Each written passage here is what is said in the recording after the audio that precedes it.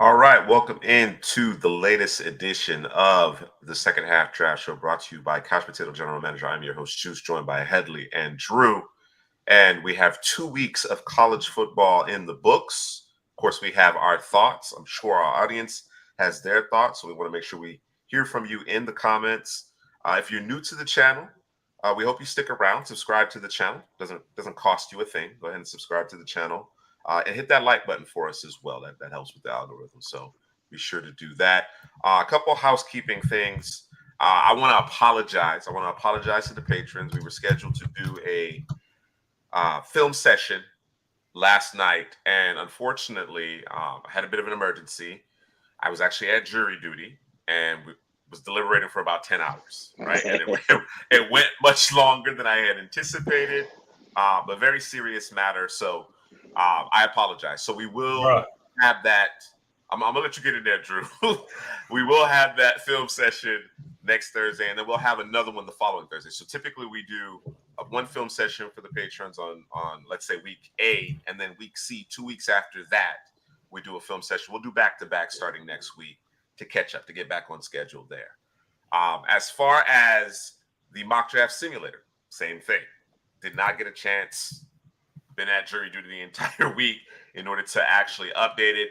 Hadley and Drew have been working on the details. We have that. So over the course of the weekend, as the NFL games are played, we'll get, the standings will change, of course. So expect the draft simulator to be updated on Monday, all right? Or rather Tuesday, because of course it's the Monday night game. So I'll have a better depiction of the actual draft order as of 2 weeks into the NFL regular season. All right.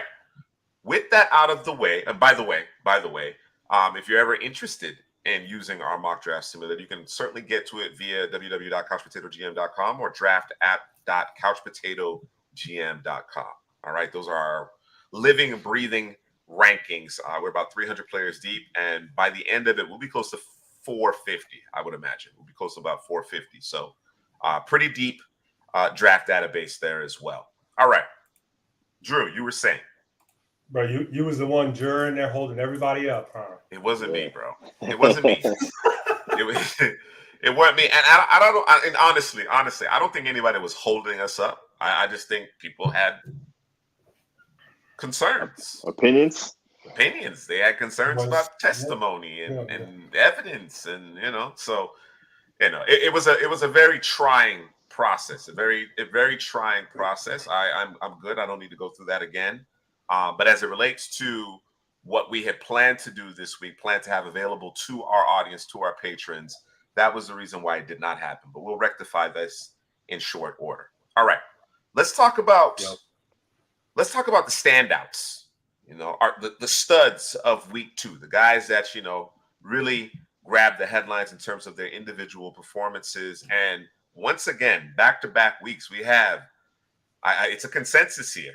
It's a consensus here, and that will be reflective of the mock draft simulator. Ashton Jeanty, man, special performance, special start to the year. And Heather, you mentioned it last week. We haven't even seen what he does in the passing game just yet. What did you think about him? He answered the question, right? Yeah. If there was any lingering question about a level of competition, they're playing against Oregon and they couldn't stop him.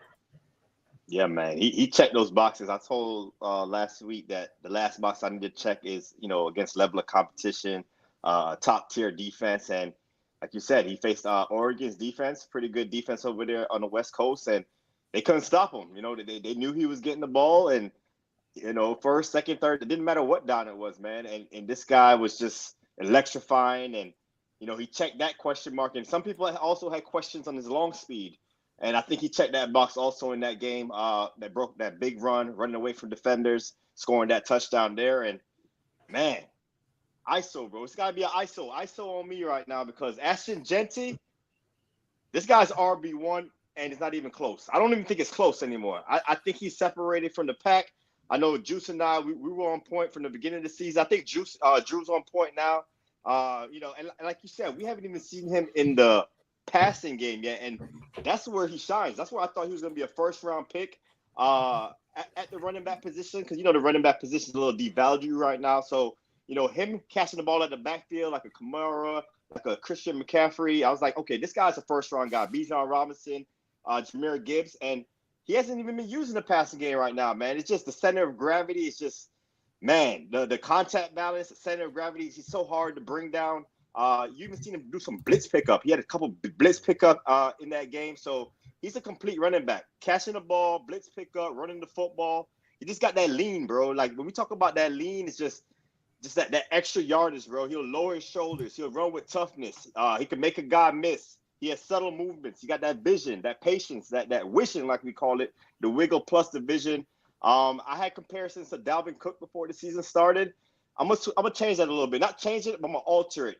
He's like a Dalvin Cook and Alvin Kamara. He's like a mixture of both of those guys. Like I talked about the contact balance like Kamara had at Tennessee. Yeah, man, that lean that Dalvin Cook had, and man, this guy, like I said earlier, he's RB1, and I don't think it's close. He's separated from the pack against Oregon, and we haven't seen him in a passing game yet, man. 192 yards, 3 TDs. Like, they could have won that game easily, bro. Like, if they just kept on handing the ball some more. You know, they started throwing towards the end of the game. They started throwing some more. Just feed him. Feed him in the run game. Feed him in the pass game.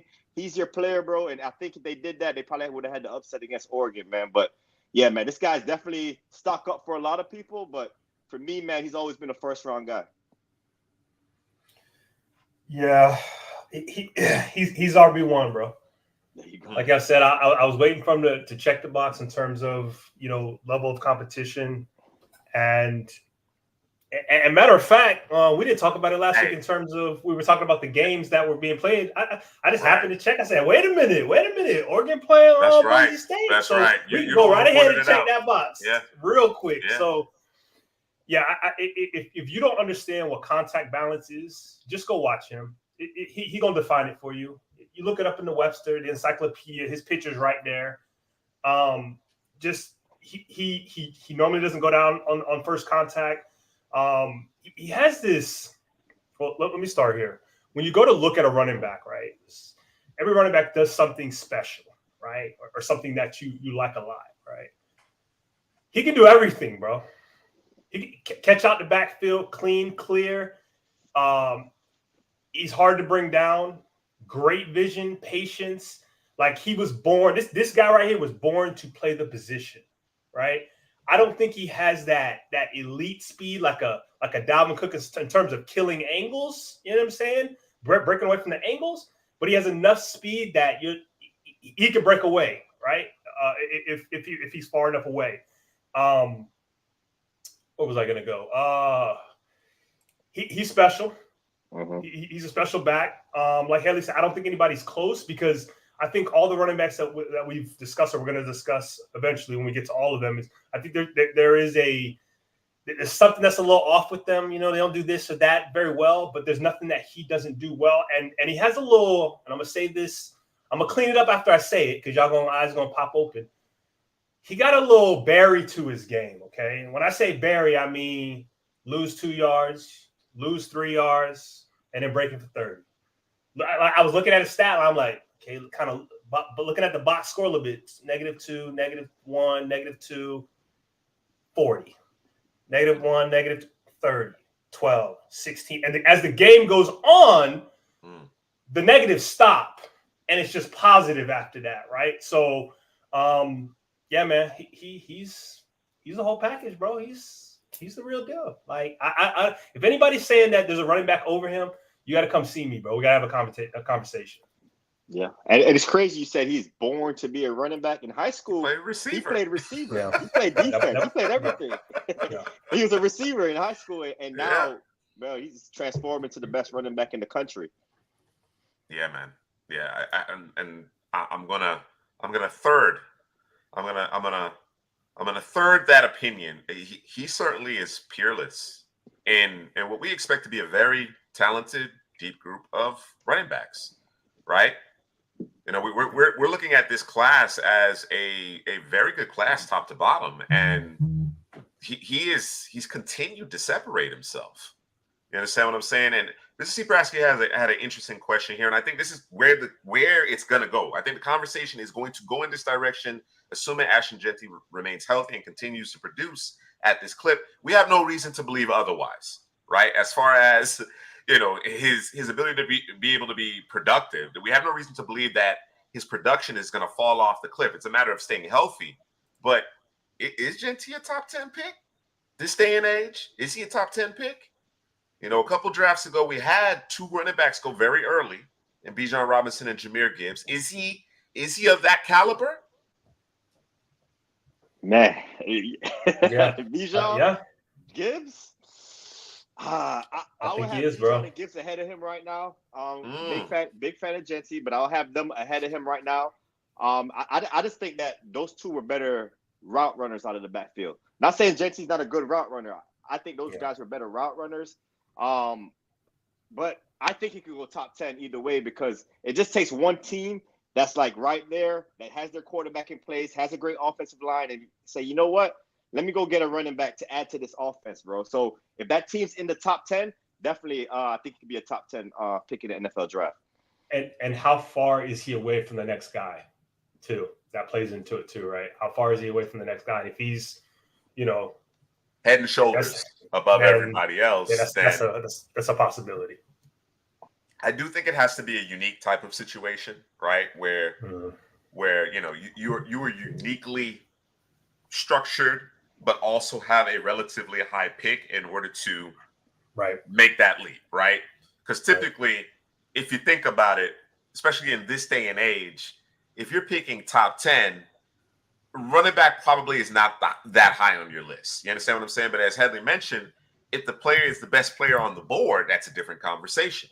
If you have your offensive line in place, you got a quarterback in place, you might want to take advantage of that 5th-year option with a rookie running back. And you know how I feel about that, right? If he's that type of player and he can help in both the run and pass game, right? He's a difference maker. He's a football player more so than running back. You understand what I'm saying? Then, you know how teams value when it comes to that second contract. Okay, do we give them the big money? Is it diminishing returns? Running backs typically produce the most during their rookie contracts. I might invest a little bit early to save money on the back end. You understand what I'm saying? Run them into the ground. You can do that. You know what I mean? Certainly when you take a running back early like that, or wherever you take them. But I'm inclined to go running back earlier when it's that kind of player, when he's separated himself from the pack. And again, he can affect the game both on the ground or through the air. The other aspect of that conversation, I believe, is, and I've mentioned this before, and we're watching it real time. We're watching it real time. The running game is becoming viable again, bro. Like, you got to run the football. Teams are getting much, much better at defending the pass. The amount of too high that we see. Okay, the amount of cover 6 we see. Teams have a plan to stop the pass now, bro. You know what I'm saying? And as the season progresses, I imagine offenses will make their adjustments so that the game opens up. But just at first glance, and I thought there were some historical numbers. There were some historical numbers in terms of how few passing yards there were in a week. Regardless of the week of the regular season. You understand what I'm saying? This is the time. This is the time where the ball is in the air, right? Before the weather changes. You know what I'm saying? It's still summer. You know what I mean? We're not quite into fall, or we're just getting there into fall. So this is typically that first month is when you see a lot of those big nonsensical passing games. And like I said, we're talking about over the last 7-8 years, some of the lowest outputs as far as passing yards. And you saw it across the board, whether it be rookie quarterback, veteran, there was a lot of struggle. So you're going to have to be able to run the football. You're going to have to be balanced to some degree. You're going to be, you know what really stood out to me this past week was the level of physicality. Like, teams were bringing hats to the party, bro. You understand what I'm saying? Like, defenders was like, because we've grown so accustomed to you can't touch them. You know what I'm saying? Defensive, this or whatever the case may be. I think teams are saying, look, we're going to play fast, right? And we'll let the chips fall where they may. You understand what I'm saying? So the teams that can line up and punch you in the mouth, they're the ones that are going to have staying power. You can even look at Kansas City. Kansas City is as balanced as they come. Yeah, everybody, even Buffalo last night in that game. James Cook, they were running the football. Tote the pill.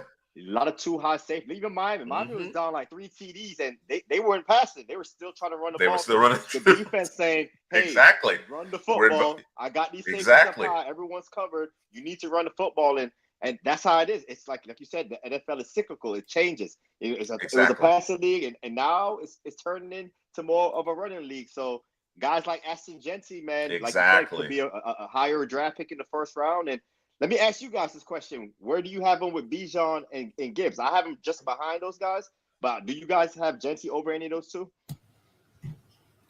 No, I have him just behind it. It's not too far behind. I think it's the same tier. I think it's the same tier. They're on the same tier. Right. Yeah. Right. Yeah. I think just we watched Jahmyr Gibbs, we watched Bijan Robinson more. We'll have the opportunity over the course of the 2024 college football season to watch Genty more. And then, we'll kind of make that assessment. So I'm not ready to go there either, but I do think they're in the same tier. I do, when you talk about tiers of running backs, he is an elite back. He's definitely an elite. He's not just the best back in this class. I think he's an elite ball carrier, running back just in general, right? Again, we haven't even seen what he's capable of doing in the passing game just yet. Headley mentioned it last week. I mean, he was on the Biletnikoff watch list. Yeah, as a running back. So really looking forward to more of what Ashton Genty is going to do this season, but certainly week 2 was very impressive. Oregon had no answer. They absolutely had no answer for him. We're gonna stay at the running back position with our next set of the week here. And we mentioned we didn't quite make your top 10, but I'm sure that has changed by now. Kyle Monangai keeps getting it done in the Big Ten, bro. Last year he was a Big Ten Offensive Player of the Year or Player of the Year, and he hasn't necessarily faced real stiff competition, but he just kind of picked up where he left off. All right, and last week he had 208 on the ground plus 3 TDs of his own. So let's talk a little Monangai here, Drew. Yeah, I mean, this is another contact balance guy, man. Hard to bring down. He's a load. Right at the point of contact, bro. He's lowering pads, and if you're not coming with it, you're gonna get ran through, ran over, all of that. Watching him, he don't have that sexy that you want from the position, right? That it's almost like it's gonna be a bad analogy here, man, but he's kind of. He's kind of boring, bro. He's a little boring because he does everything right, but he doesn't have that breakaway speed. He sees it and he gets downhill and he gets it. If there's a semi the size of a semi hole sitting there, he's gonna run through and he's probably gonna score, right? But in terms of I'll give you a better example. He's a grinder.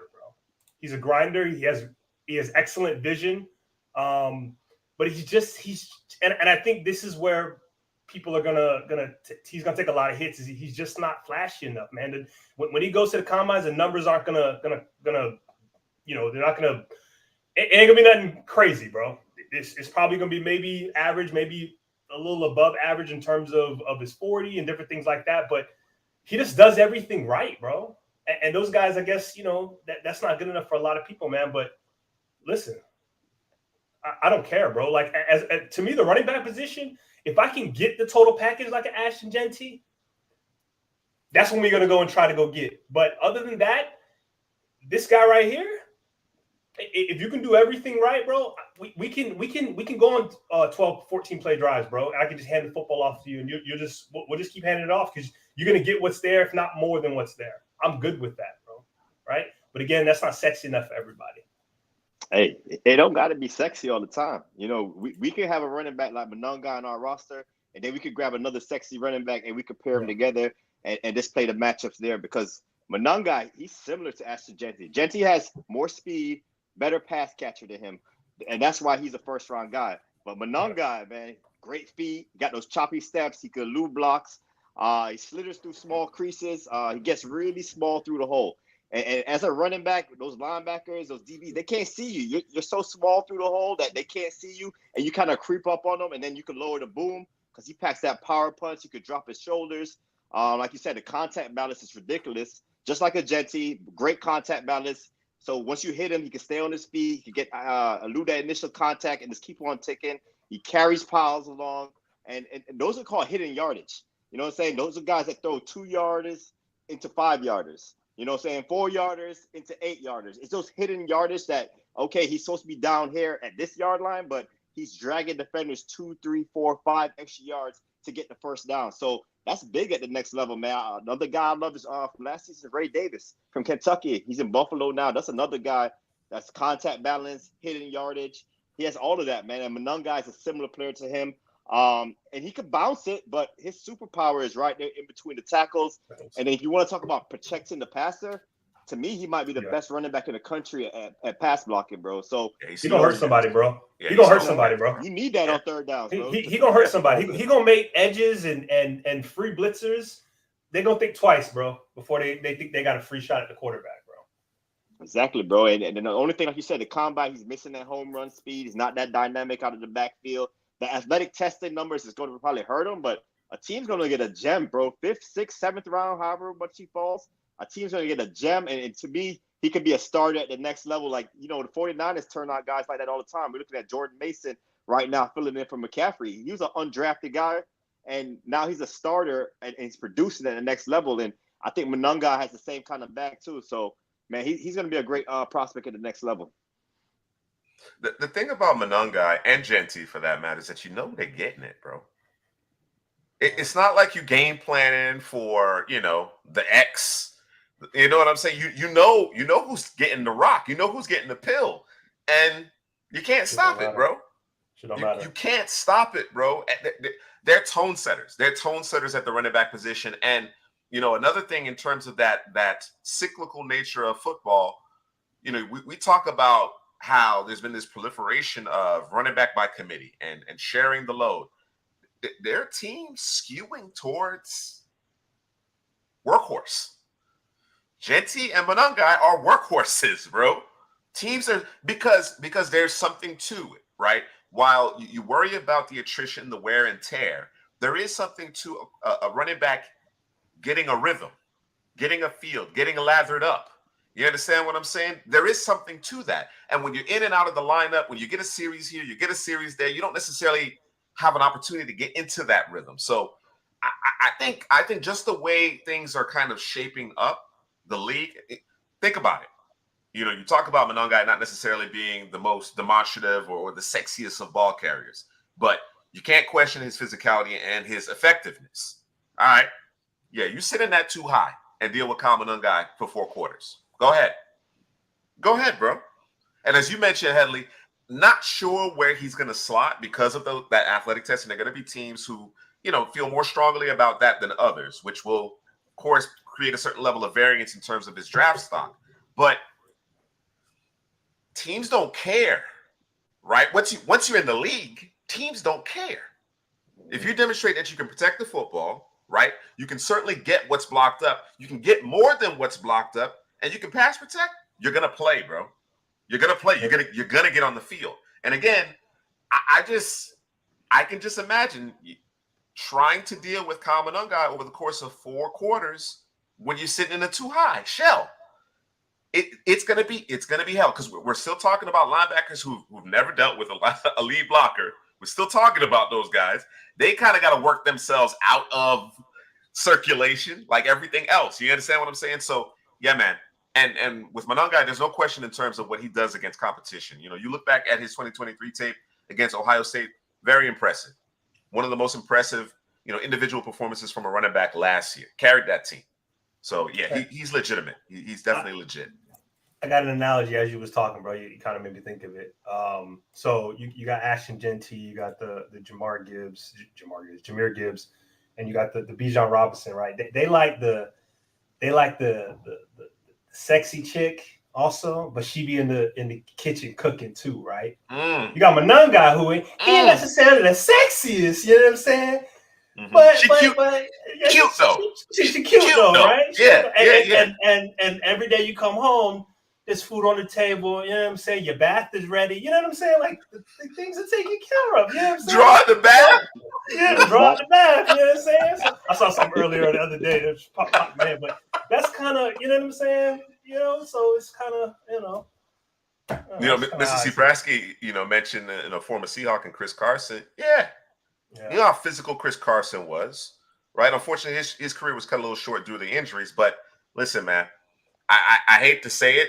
I hate to treat them just as commodities, man. I'm gonna run these guys into the ground, man.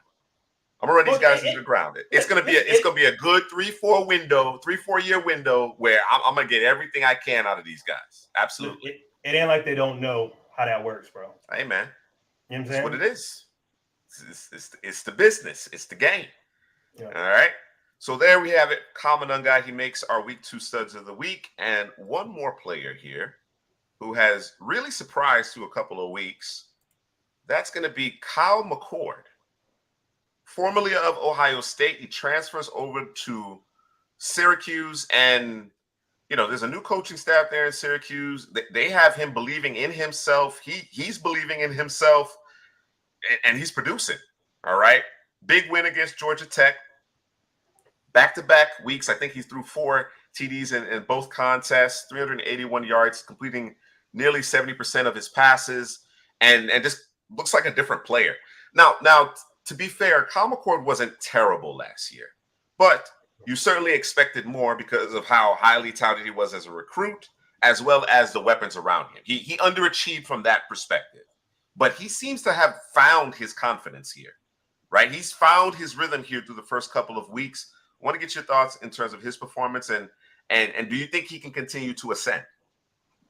So, go Drew. Oh, well, I was just gonna say this because I haven't watched him yet. I wasn't expecting any of this. I'm gonna be honest with you, but I think when you talk about going from like being at the top and the expectations, sometimes even though you're that 5-star guy and all that kind of stuff, and you kind of fall from grace, if you will, and now he's kind of okay. I don't have to be that guy, right? Mm-hmm. And I go to a new school, and I can just be a guy, right? And you can end up being the guy, right? Which sounds like he may be heading back up. He's ascending at this point.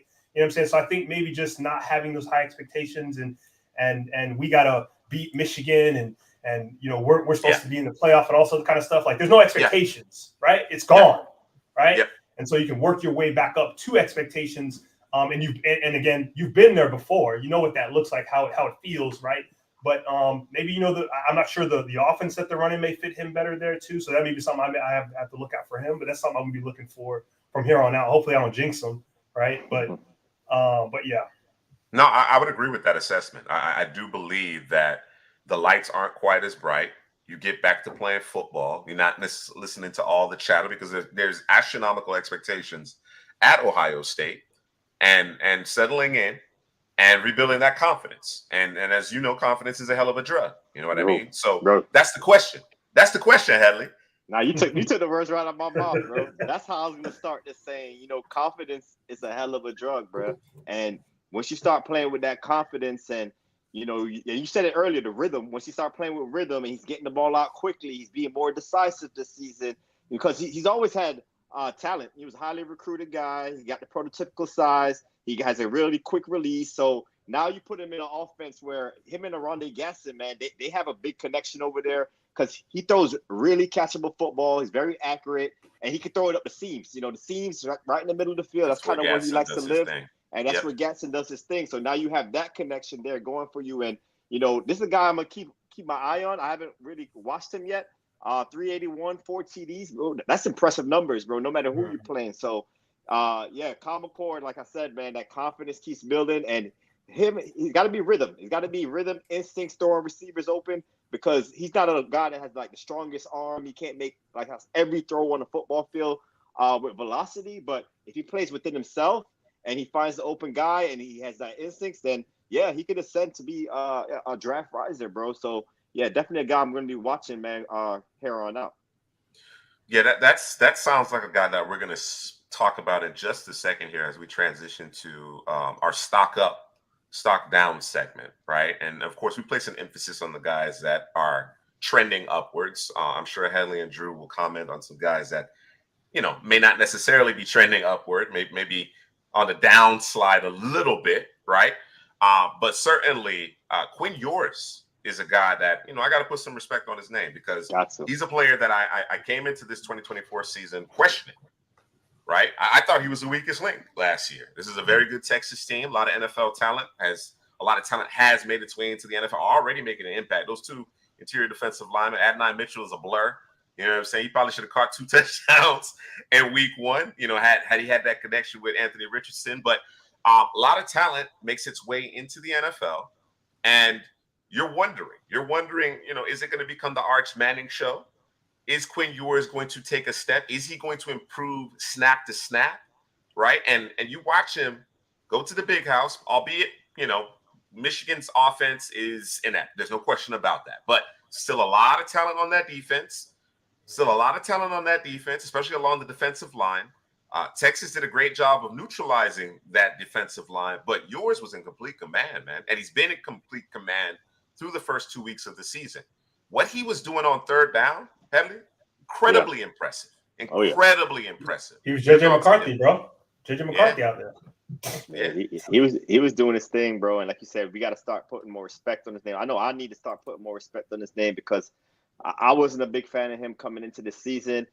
Everyone loved him. I couldn't see why. I couldn't see why he was over Cam Ward. I still don't have him over Cam Ward, but the stock is definitely up with Quinn Ewers because in a rhythm, man, he displays really good footwork on his drops. He gets the ball out on time, hitting his targets downfield. And that was one of my biggest question marks with him is where he'll hold on to the football too long sometimes and wait for guys to get open. But to me, he's more instinctive. He's more decisive this season. He throws a very nice catchable football with touch. I'm still waiting to see that fastball. I still really haven't seen the Quinn Ewers fastball. There's a lot of changeups and touch passes, but he does that really well. The athleticism to take off and get yards on the ground and on the move, bro. I think that's his superpower. What he does on the move, whether it's going towards the perimeter, whether it's stepping up and finding a guy down the field. I think that's where he shines, man. He's shining this game against Michigan, just moving the pocket, just stepping up, just making throws on the move. It was impressive, bro. He had an impressive showing there. Because I said last season, I was like, yo, he's holding the ball a second too long. But this year, he's quicker. He's more decisive. Even when he has to move, he's quicker to move, quicker to throw the ball, quicker to get the ball out of his hands. And like that decisiveness, man, it's just something to watch, bro, because that's what he was missing last season. And even the deep ball accuracy, he was missing a lot of guys. It was 2 years ago. He was missing Xavier Worthy on deep passes, and now he seems like he's connected on those deep passes. And like I said, man, he's just more experience, bro. Like a guy at the next level, at the college level, you want to see him ascend. You want to see him getting better every single season. You don't want him plateauing. And Quinn Ewers is not plateauing, man. He's getting better. He's getting more experience, and he's taking a step this season. And to me, if he keeps working this way up, bro, he's going to be a first-round guy. I don't have him in the first round. Yeah, I know a lot of people do. But if he continues to play like this, man, I might have to put him in the first round. You put him in front of Carson Beck right now? No. Okay. No, not yet. Just checking. Not yet. Okay. I can't do it yet. All right. He was gushing that, bro. So, you know what I'm saying? Nah, he balled out. He balled out. Did. Got to show him respect. No, he did. He surprised me because again, we know he's, got all the – I assume he's a 5-star guy. And we were just okay.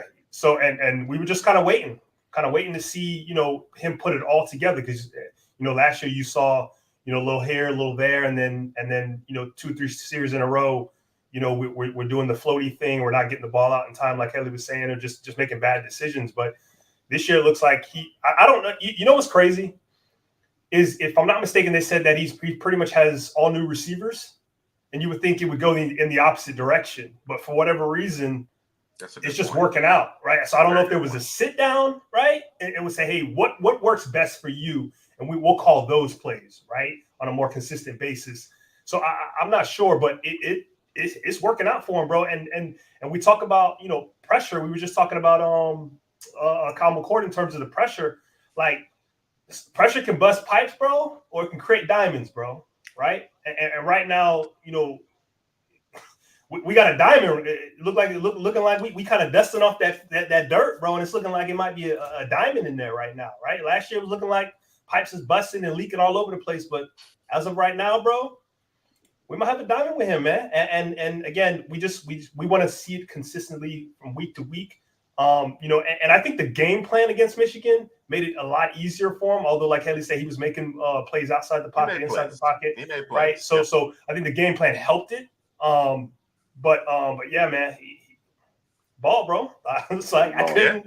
You know what I'm saying? Like I was like, damn, they're flawless, bro. Yeah. The game seemingly has slowed down for him, right? You know what I'm saying? You don't see, a helter-skelter approach. He's accurate. The ball placement has been good.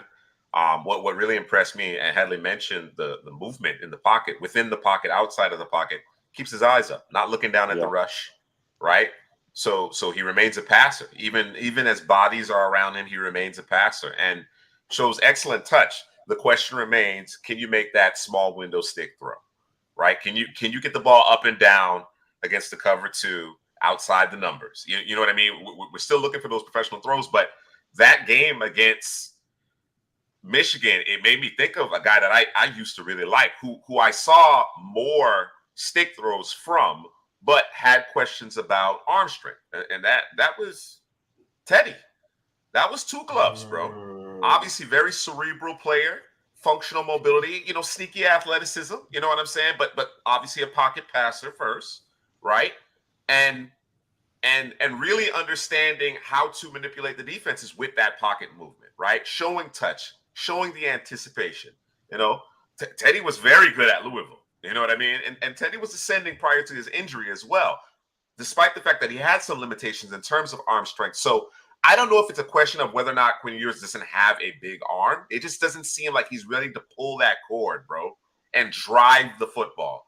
And I really do think you have to be able to do that. Unless you are just super elite above the neck or from the neck up, you got to have the physical tools in order to drive the ball. My boy, I wish D-Kid was here. Maybe D-Kid's in the wing somewhere, because I know he was on the X talking about it. Bryce Young, bro.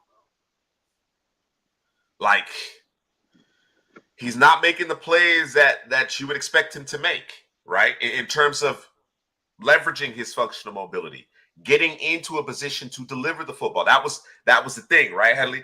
Even though he's on the move, he finds a way to get his shoulders square and make an accurate throw. Not seeing it.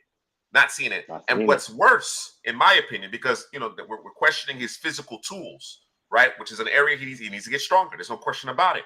What's worse is you're not recognizing the free rusher. And your offensive line isn't good enough. You got to make plays. You're going to have to make plays, right? They're not going to be able to, just turn the ball around and ground and pound it, play action here and there. No, you're going to have to get outside of structure and make plays at times in order to keep the chains moving.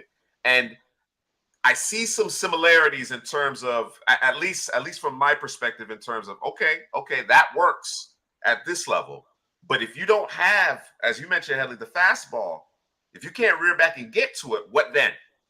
Right? When your feet aren't quite set, when you're not in the best of throwing postures, can you still thread the needle?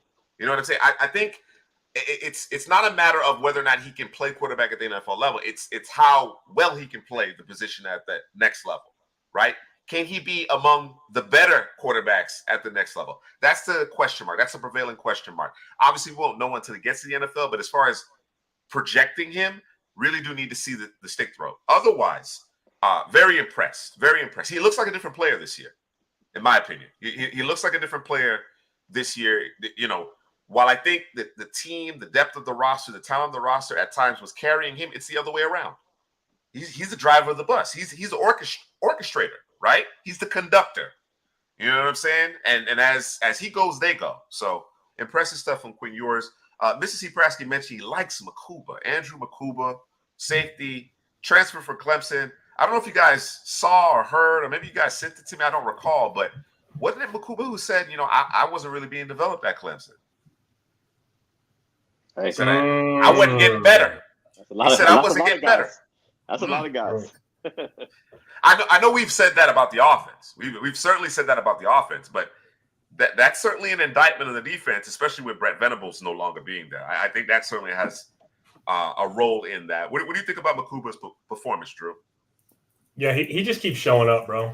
Like you can't miss his number out there. And didn't he started at corner at Clemson, and then moved. Did he play safety? I can't remember if he played safety. He was one of those hybrid slot kind of in and out slot. Safety. Yeah, okay. Yeah, he did it all over there. Mm-hmm. Yeah, right now for Texas, he's playing safety, man, and he's just a guy you can't miss on the field, man. He looks, and I mean, you know, can he play corner? Yeah, play the nickel, but he might look most comfortable at safety where he can be just effective, right? Whether it be up high or in the box. Around the football, man. You know, the intermediate. I think his best is probably intermediate to deep. But he was all over the place, bro. Just he might have been the best defender on the Texas defense on Saturday. Yeah. No, I thought it was. I thought it was the best defender. You know, Texas, they got 2 guys on the defensive line also.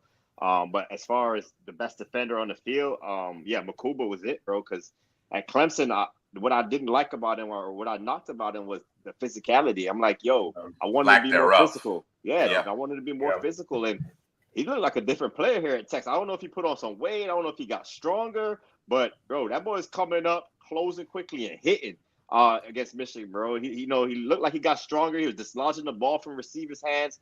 And like Drew said, he was always around the football. You couldn't miss him out there. And, you know, you even see him get his hands up on a passing play downfield. So, he looks pretty complete right now, and definitely the stock is up for Makuba. Like you said, he was like a hybrid guy. He could play the slide. He could play back. He could come in the box. So he's one of those versatile chess pieces on the defense. And, you know, Texas has been looking for a safety. I know did they have Catalone there for a little bit too? They did. Who's playing good football at UNLV, by the way. He's balling. They said he says back with a coach he knew or something. So he's playing good ball. He's healthy. That was always the thing about That's him. That's the key right there. Right? Yeah, got to stay healthy, man. So, yeah, Makuba keeps playing with his physicality because he's a talent, bro. He got good hips. He could turn. He does everything well. To me, in the passing game, when he was at Clemson, I was missing the physicality in the run game. And if he's adding that now to Texas with those oily hips to defend the passing game, man, he's going to be a complete player, bro. So, stock is definitely up for Makuba. He got that SEC that shot in his veins, bro. Playing the SEC now, bro. Step your game up, bro. You know what I'm saying? Yeah, it's true. No more ACC out there, bro. No, sir. All right. If you're just joining us, do us a favor on YouTube. Hit the like button. Hit the like button. And those of you on the X, we encourage you, Drew, if you drop that link in the comments of the video on the X, if you'd like to really get the full experience here, join us over on YouTube. Again, do us a favor, hit the like button. All right. Headley, let's talk about your guy, Jay Higgins, man. Yeah, linebacker from Iowa. My guy, bro, the stamp, bro. I'm putting the CPGM Headley stamp on him. There it is. Bro, Stamp it. I got to, bro. He was my guy coming in.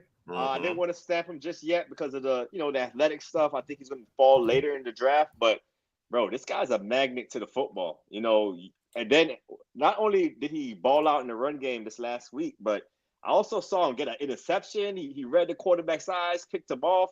So I don't really care what 40 time that he runs because he has football speed. He's a guy that can run, he could chase, he could catch a running back out there towards the sidelines. And when he comes, bro, it's bad intentions. He's trying to knock heads off. He could go, like I said, downhill because what he does really well is stack and shed. That's his calling cards: to stack, to shed, to get to the running back inside the box. But what he's showing this season, going sideline to sideline, banging, man, he's impressive, bro. Get through the trash really well. So he's a guy to me that he had like 170 something tackles last season. So I think he's gonna match that again this year, bro. And like I said, bro, the 40 time doesn't matter to me no more with Jay Higgins. There's many linebackers at the next level that's not one of those blazing type 40 guys that just shows up every week in the box score, makes those tackles. And I think Jay Higgins is going to be that at the next level. So stock up for Jay Higgins. All right. Jay Higgins, bro. Respect them. Don't get too caught up in the athletic numbers, right? And as you mentioned, Headley, that ability to stack and shed, it's like a lost art.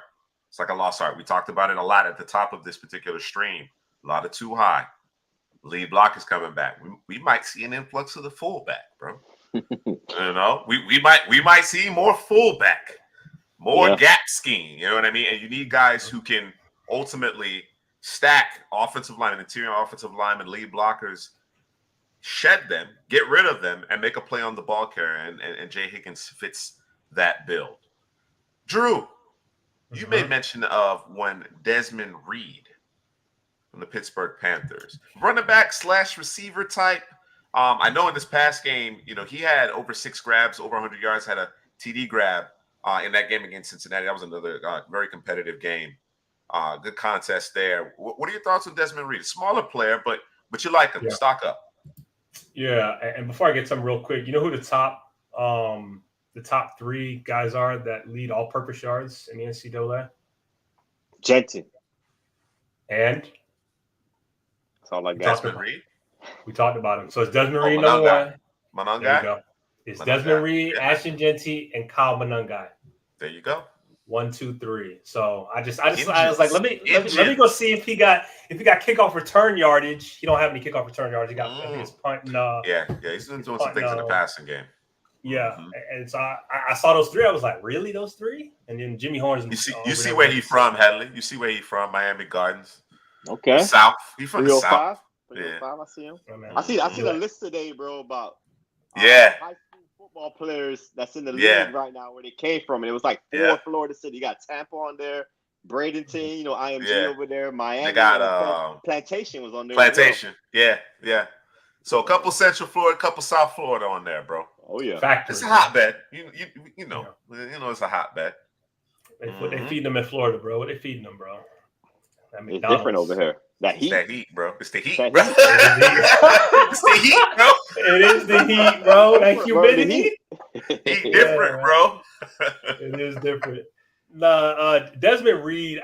I was watching him versus Cincinnati, and I don't know, man. I was being selfish, bro, and I was like, yo, just keep giving him the football. Whether you throwing it out the backfield, whether you handed it off to him, because anytime they really didn't go to him, the play wasn't necessarily a positive play. It wasn't, bro. Yeah. He's got the entire offense. He's got nice patience, a good small feet. It's not as nice as Monongai, but it's good enough for me. It's good contact balance, and he's kind of a slippery guy, bro. He can make contact, but he can kind of slide off of guys and just kind of keep turning. Feet don't stop. Good movement. What do you mean by small feet for the uninitiated? What do you mean? We can operate in a phone booth, bro. I can make you miss in a phone booth. I can, if as I'm getting the football and there's a defender, bearing down on me, about to light me up, I can kind of stop on a dime, give you 9-cent change, and then change direction, right? However that works in terms of how left, right, whatever it is to make you miss, right? But he majority of the time he'll take on contact, but it's very slight. You can't really get can't square him up. That work done. That work done. Yes. That is that work done. Yeah. And he's got good hands too, as you were alluding to earlier. So it's a guy to keep watching because he's basically the offense for Pittsburgh now. Hell, you remember Rock Preston? You remember? Oh, yeah. That work done, Rock Preston. That combination. That duo out there. What happened to Rock, bro? I don't know what happened to Rock. What happened to Rock? I don't know what happened to Rock, bro. Oh, man. Gotta get skinny. Yeah. Ain't it? Gotta get skinny, Miss C. All right, let's keep it going here with our stock up players. He was on the list last week. I had to put him back. I had to put him back because he had 3 more sacks. And he didn't play the whole game. Tyler Barron, bro, is a menace, bro. He's a menace. And as we talked about during summer scouting, I thought in watching Tennessee, this is prior to the transfer, I thought he was the more consistent player between he and James Pierce. And James Pierce is widely considered, among the top overall prospects in this class, let alone edge defenders, right? And as Headley, you've mentioned a couple of different times when you talk about this being a complete player, both pass and run game. Tyler Barron's ahead of James Pierce in that light. What I'm seeing from him with his ears pinned back and bending that edge and showing physicality, inside, outside, secondary, tertiary moves, like the whole gamut, bro. I'm watching him and I'm seeing the entire gamut. Stand up, hand in the ground, like all of it, bro. I am dangerously close. No, just do it, bro. What you mean? What you Do mean? it. Just do it. Every week you're saying you're close. I'm close, bro. I want to time see. to do it, bro. No, but I want to see Pierce. No, I watched Pierce. This stuff I is know down. you watch Pierce. I have not watched Pierce in any This detail. stuff is down. It's not good, bro. It's not good. Bro, it's not good. You listen. Pierce. He's a speed rusher. That's it. I'll say this: he's gotten stronger, right? Look like he got a little bit bigger. Mm-hmm. It look like he can. He's filling out. He's trying to fill out a little bit. Yeah, he's filling out. He can take on a couple more blocks, but it ain't there yet, bro. Like it's a work in progress, right?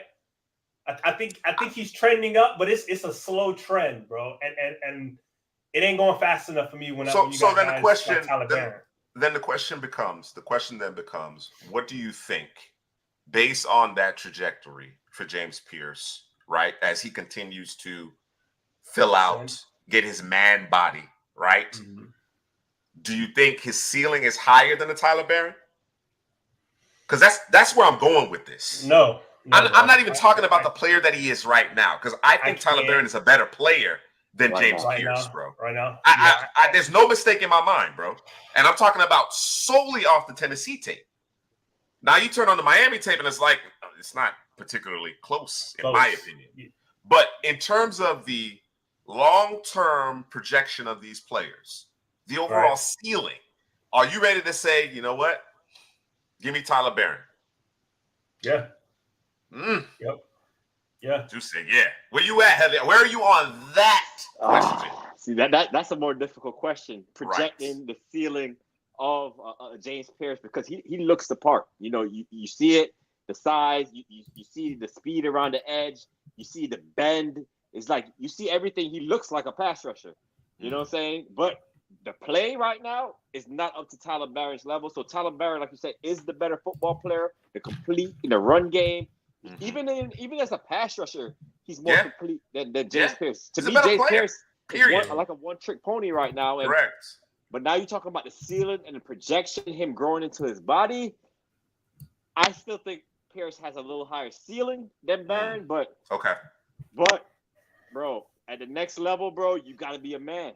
It's a different game at the next level, bro. You got to be strong, bro. And if Pierce doesn't develop that, he could be a bust. You know, Tyler Barron, to me, bro, as soon as he gets in the league, bro, I think he's going to make an impact, right? Right, so too. You know what I'm saying? He's a plug-and-play type of player, bro. Like, the floor is so high, like, I would rather wait a couple picks later, because I think Pierce probably goes ahead of Barron, but I'll probably wait a couple picks later and grab a Barron. And just pivot to Barron. Just pivot to Barron. Like invest that early pick somewhere else and pivot to Barron is what you're saying. Exactly. I would say this. I don't think, knock on wood, like, let me not say it that way because I don't want to jinx the man. I think he's just safer. Barron's safer, and you know what you're getting, right? Mm-hmm. With Pierce, I know partially what I'm getting and what I potentially could get, but I can also see bust potential because he is the one-trick pony. Like Barron, I know exactly what I'm getting. I know how I'm going to use him, and I know how he's going to succeed. Pierce, I know how he can succeed, but there's also a left tackle or a right tackle that he's going against. And if all you want to do is come around the corner, speed rush, okay, well, that makes it easy for me because I know how to prepare for that. Like you're gonna have to bring more than that. Or I'll just run the ball over to your side and see if you can stop it, right? On a consistent basis. He looked decent against was it NC State they just played this past week, but I don't know what that looks like if I'm running that boy every time to your side. Like we see you, we're just gonna run it to your side, see if you can stop it all game, right? So yeah, I'm gonna play the safe card here. I'm going with Tyler Barron all day, bro. Okay. We're gonna continue to have this conversation. We're gonna continue because Barron might solidify it with his play, bro. Because we're talking about Barron's floor and just the high floor that he possesses, but his stock is up. It's going up. He's making himself money every week, bro. Yeah. Right? And again, going back to the film, the summer scouting film, the 2023 film from last season, Barron was a better player in my eyes, right? This is before the 2024 season. Barron being at Miami had even began. That's on wax. This is gonna be an individual video. I already know. We're gonna start some controversy out here. Let's get to the controversy.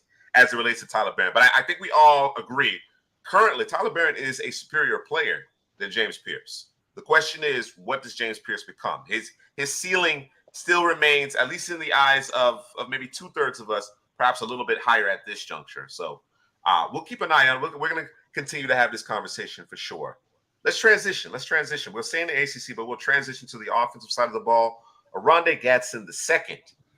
We talked about Kyle McCord. He was among the studs of the week, and that connection, Headley, with Oronde Gadsden is in full effect. Gadsden's healthy, and he looks the part. He looks the part as a move tight end. What are your thoughts on him? Yeah, I've always been a fan of Oronde Gadsden. I know that, he doesn't have the blazing speed, and he's kind of that in-between type of player. Is he a receiver? Is he a tight end? But I love the hands. I love the hands. I love that he gets open in the middle of the football field, and, he doesn't drop anything to me. I know he had a couple of drops last season, but he makes some difficult catches, hands catches. So, I'm a big fan of Gadsden, man. He just got to stay healthy. And, we talked about guys like this at the next level, like kind of where they fit in.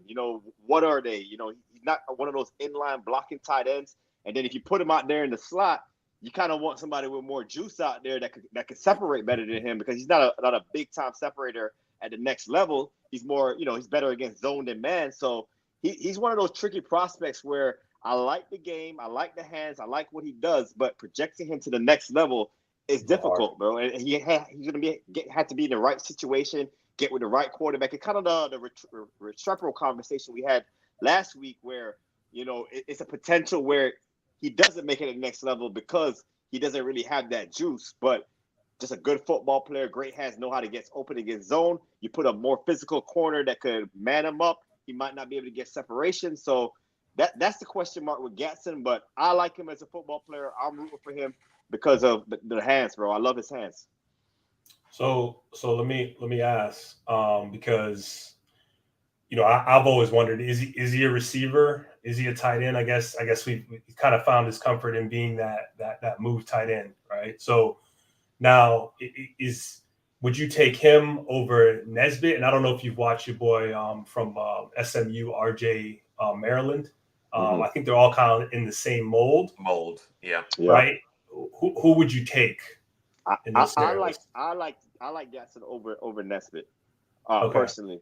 And another guy I'm thinking about that's in the league right now that I had these same, but this guy was more athletic, bro. I was gonna mention your boy from Jacksonville, Evan Ingram, but he had juice. Big time athlete. Big time athlete. Yeah. So that's why he's probably making it. He's doing really good over there in Jacksonville right now. And Gadsden and Nesbitt, I think that's what they're missing. They're missing that Evan Ingram juice. So, I don't know. It's a question mark right now. It's a question mark. I think your boy RJ Maryland, I don't know if you've seen him from SMU. He may be more similar to an Evan Ingram. So I mean, it's tough watching those guys because you're like you said, you don't, when you can't separate on a consistent basis. It's a little worrisome, but he's got the hands, bro. So maybe you just, what is the reach? Is he a pterodactyl? And if he's got the hands, we just throw it in the area and just let him go get it, man. Don't even worry about it. Yeah. On top of that, Headley mentioned he's very effective against zone. He understands leverage. He understands where to sit down. You know what I'm saying? He's a big time red zone threat, right? I want to put, so again, the projection of Oronde Gadsden is challenging. Especially any of these tight ends that are even the guys who are super athletic, really good with the ball in their hands. How are they used, right? How are they deployed? I think where they ultimately land makes a difference as well.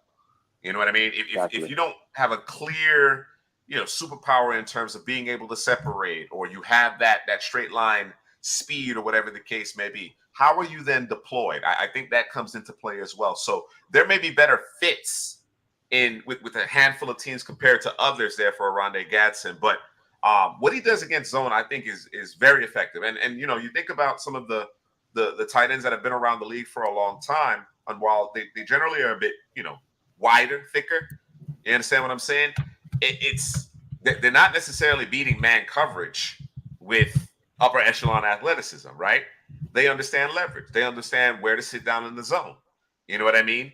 And we're not necessarily expecting a young player to have that same feel, but could he develop that? That's the kind of question that I have. But we'll keep an eye on Oronde Gadsden. We obviously were looking at him last year. The injuries helped, derail his 2023 campaign. It's good to see him healthy, and he certainly has a really good chemistry there with Kyle McCord. So Oronde Gadsden is on the board here for stock up, as well as a pair of Ole Miss Rebels, Jackson Dart and Trey Harris. Certainly some question marks since Ole Miss has not started their SEC play yet. But Jackson Dart has been almost perfect, bro. He set a SEC record for consecutive completions. He had 30 consecutive completions between 2 games. Right? I think he has maybe 6 incompletions thus far. But who is he playing? Who is he playing though? I understand. I understand. I do understand. But I think when you're talking about college football at any level, right? If you're able to complete 30 passes in a row, right? Play mistake-free football, operating this offense. He's been in this offense for a while now. I think that deserves recognition. And from that perspective, I think his stock is up. Now, do I think he's made some meteoric rise? No, because the competition hasn't necessarily been SEC competition. You understand what I'm saying? But as they've getting new weapons acclimated, Juice Wells now being in the fold, whatever the case may be, the fact that they're firing on all cylinders is significant. It's significant. You got new faces. You understand what I'm saying? So that's the reason why I think he belongs on this stock up here, despite the fact that he hasn't played great competition to this point. He will be tested. SEC play, he will be tested, and we'll see how that ultimately plays. Trey Harris has been his most consistent weapon over there. And of course, we're trying to figure out, whether or not Trey Harris can take that step, right? We kind of have him on that fringe of day 2, early day 3, as far as the ranking is currently. Based on what you've seen from him thus far, based on what you expect of him, Hadley Drew, what do you think about Trey Harris's NFL draft prospects overall? No, that's Drew guy, right, Drew? That is Drew's guy. He's an SEC guy, so he's automatically Drew's guy. First of all, I haven't watched any Ole Miss at all. Not watching cats play the little sisters of the poor. They're doing exactly what they need to do. What you don't want these guys like doing kind of what Florida, I hate to bring them up, what Florida's doing. Well, actually, Florida balled last week, but they're about to screw that up here in a second. But you don't want those guys backing into, the SEC play, playing okay or half okay. So they're doing exactly what they're supposed to be doing.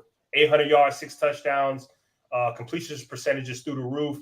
I mean, that's what we want, right? In terms of Jackson Dart, couple concerns that these are the things I'm going to be watching when he goes into SEC play, right? Sure. Yep. Is I thought there's some deep ball concerns in terms of arm strength, accuracy. I think he lacks when getting the ball out quickly. He just lacks accuracy when getting it out quickly, right? So he'll spike it in the ground. Yeah, yep. Like just why? Yep. You know what I'm saying? And then I think sometimes he pulls the trigger too quick because he's trying to give the guy a chance versus waiting on the play, letting it play out to go for the bigger play, right? So, and I think. And again, haven't watched any of the game, so I'm not 100% sure, but I imagine a lot of his throws are probably things where he's getting it out quick and the receiver's doing a lot of the work. Could be wrong. Somebody can hit me in the comment section. That's fine. But that would be my assumption. Allergic to accuracy. I mean, he's always in a rush, bro. A man in a rush to get the ball out. Like, you got to calm down, let stuff play out, bro. It's okay. And perhaps it is a byproduct of the competition that he's faced thus far, but that doesn't seem to be the case through 2 games. 2 games, right? Yeah.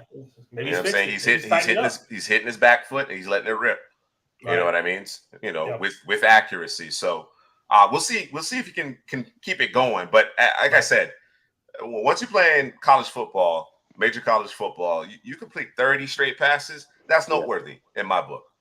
Yeah, I like to see him more against SEC competition coming up here because I thought the biggest knock on Jackson Dart was when he gets pressured.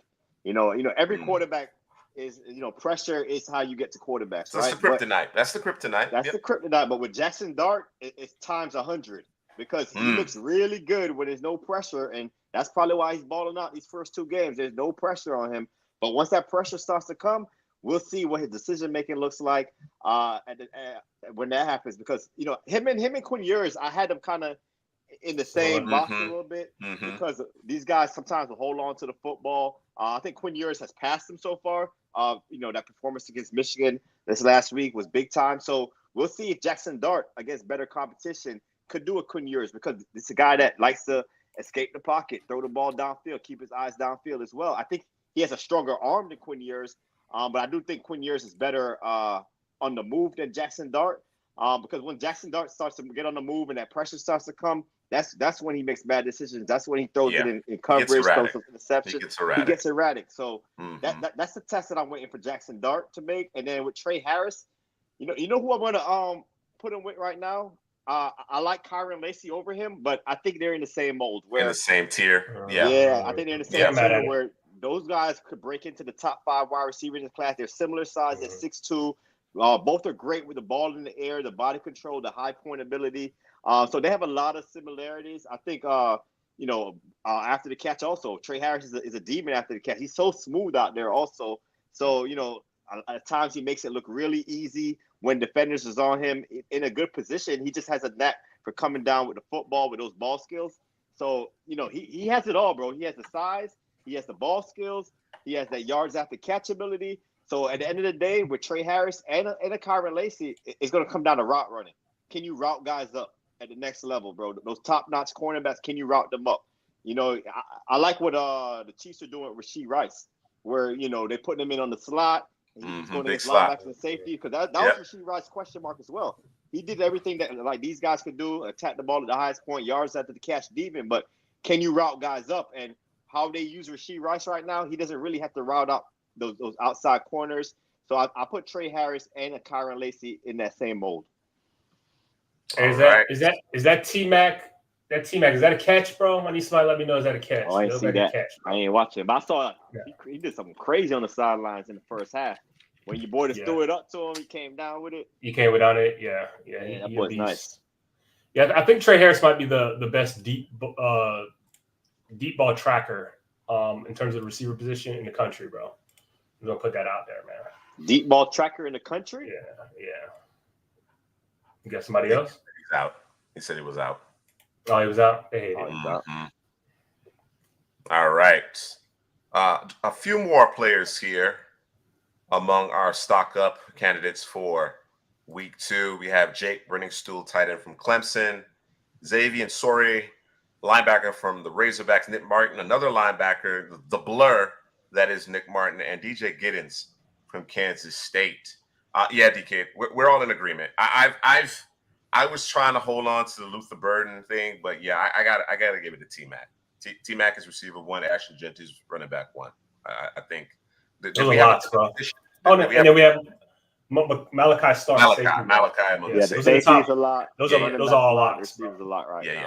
No, I agree. Yeah. Let's talk Brenningstool, Sorey, Martin, and Giddens here. I can start with Jake. Jake. Brenningstool.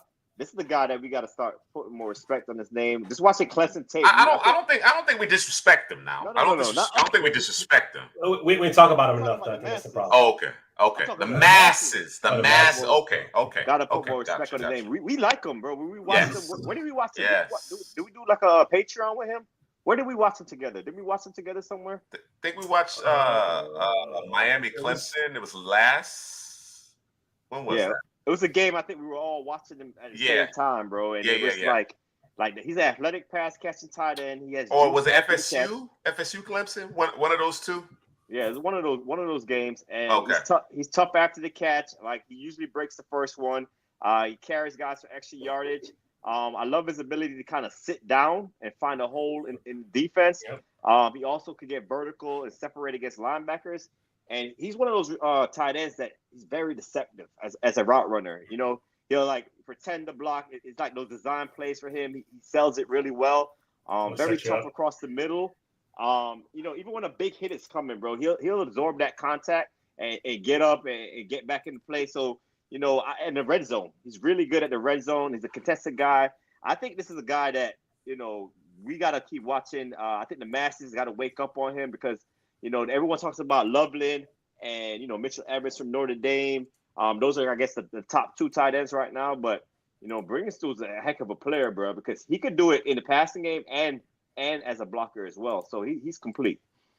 I just want to know about his numbers, his Sparky numbers. Just that's probably what I'm waiting on the most. But I think his best quality for me is just his ability to sit in the zone and just wait for the ball to come in. And he's pretty much sure hands when it comes to that, man. I think he's going to be a big time safety valve for the quarterback, man, a go-to guy for sure. DK mentioned it. We talked about Brennan Stool last year, so my mistake, because that's why I was like, no, we own Brennan Stool. I don't. Yeah, we are. Yeah. You know what I'm saying? We did have to put some respect on Ewers' name, right? Because we had some expectations, right? We were looking for certain things. Again, as we mentioned, everything short of the stick throw. You know what I'm saying? That fastball, Ewers has really demonstrated here earlier in the season. Drew, let's talk about Sorry. Linebacker from Arizona. We can talk about Arkansas. We can talk about both Soren and Martin, bro, because these cats was all over the place, bro. Like, you know, I'm watching Oklahoma State because I want to watch Nick Martin. I want to, see how he's looking, see if he's kind of made that next step. And then I'm watching Arkansas because I'm watching actually Landon Jackson, who I think that's a stock down guy for me. Who just, hey man, listen. Where was the pass rush, bro? Because he was excellent in the run game. Just Jackson was missing in the pass rush department. But in terms of Soren, like he just kept popping up, bro. I'm looking at Landon Jackson, but number 10, I think his number's number 10, number 8. I think it's number 10. Yes, it's 10. It's 10. He just found his way around the ball, even if he was third guy in, bro. He was almost about to make the tackle. Just another guy had happened to take the guy to the ground, man. Just all over the place, bro. As a little bit of a smaller frame, so you're a little worried about that. But in terms of taking on blocks or getting around blocks, there's no fear there to come downhill, make a play. He's excellent in the pass game to drop back into coverage, get in those lanes. And then Nick Martin, bro. I mean, you know who he reminds me of? The new teleporter, bro. The new night crawler. Who you remind you of, bro? He's kind of a mix between these two players, right? He's a teleporter in terms of Roquan, right? But then he has some pass rush chops like Ivan Pace, bro. It's not as violent. Let's not do that. Of either. It's not as violent as Roquan or Ivan Pace. Yeah, correct. Yes. Let's do that. But in terms of the movement, it's Roquan, but in terms of a pass rush and getting downhill and timing up blitzes, he's got that Ivan Pace to him, man. My brother hit me up and goes, yo, who's number 4 for Oklahoma State? I go, bro, that's Nick Martin, bro. So, bro, this guy's all over the place, bro. What you mean? That's Nick Martin. Where you been at? Bro, you ain't been tuning in. I ain't been tuning in. I said, bro, that's the new teleporter, bro. So I said, he's like, what? I said, that's the new teleporter, bro. Nightcrawler, like you said, right? He just seems to be around the football consistently. Just whoever had it, whether it was in the pass game, run game, didn't matter, bro. Tracking folks down. Yo, we love Debo too, bro. Nah, he ain't better than Debo. Nah, he not. Hell, he ain't having it. He's not, bro. Debo's more of a complete player. He gives you kind of the total package. Because Nick Martin, again, a little too light in the pants. Can do a little bit too much guessing, pick the wrong hole, open up gaps and different things like that. So he's not as clean from there. But I'd rather my linebacker, my second level, play fast than get reached and handled. And you got 220, bro. You can't be getting reached and handled, bro. Oh, definitely. I'm a big fan of Debo, bro. In the passing game, that's where Debo shines in the passing game. We've seen him guard Brock Bowers one-on-one in coverage. Your boy Nick Martin can't do that. He could chase down Xavier Worthy down the field, but he's not going to be able to cover Brock Bowers one-on-one. And with Nick Martin, bro, the closing ability and the bad intentions. He comes with bad intentions. It's on display all the time. But the biggest question mark I still have with him is that instincts. He lacks it. He lacks instincts. Over aggressiveness can be used against him. For those running backs to cut back, he leaves that vacated area. Running backs get big yardage against him. He's guessing a lot. So you kind of want him in a defense where he's not thinking as much. He could just fly around. So you got to be in the perfect situation. You got to be in a situation. Simplify it for him. Just let him run, chase. He's not a Mike at the next level. Weak side. Yeah. He needs to be on the weak side. He needs to chase and hit, and give him an opportunity to get after the passer. Yep. right?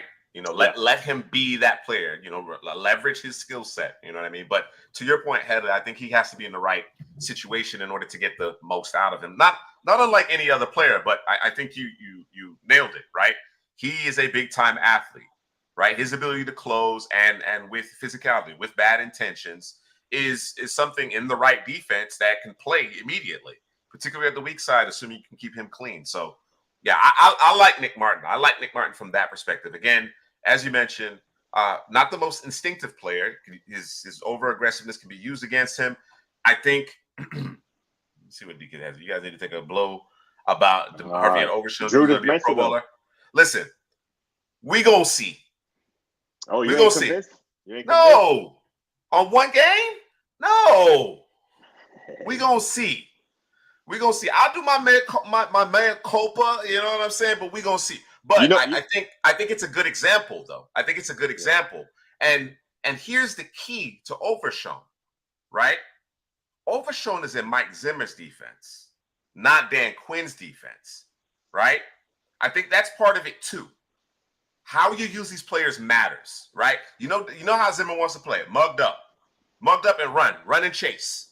You understand what I'm saying? So I think that certainly helps Overshown, but we're gonna see. I'm not ready to go there just yet on Overshown. You know who I like that another rookie linebacker, since we're talking about the linebackers, bro. My guy from UCLA, bro. Darius Masau. He's a giant D-kit. He balling. Man, bro, that's a guy I like on tape, and I wasn't sure like where he's gonna be drafted because of the speed concerns, but he's already starting in New York, bro. So, and he looked good week 1 also. So I like him a little more than Overshown. Overshown is more the athletic chase linebacker, but man, Masau instincts on the interior. He's a tackle machine, and he's starting already. He's gonna rack up a lot of tackles for the New York Giants this season. Said he's too slow. I know he's slow. Yeah. But he's a baller though. Yeah. Speaking, D-Kit made a comment here as to why perhaps the masses are maybe a little lower on Brenning Stool than we are, right? And that's because he has Cade Klubnik throwing him the football.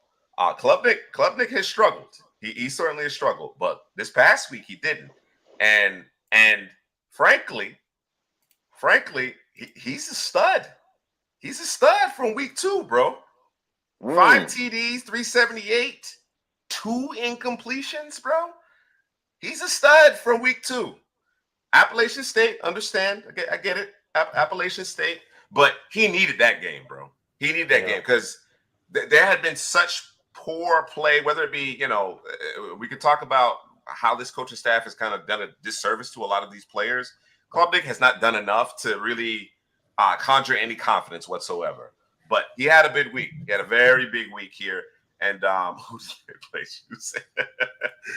But highest graded quarterback in college football last week.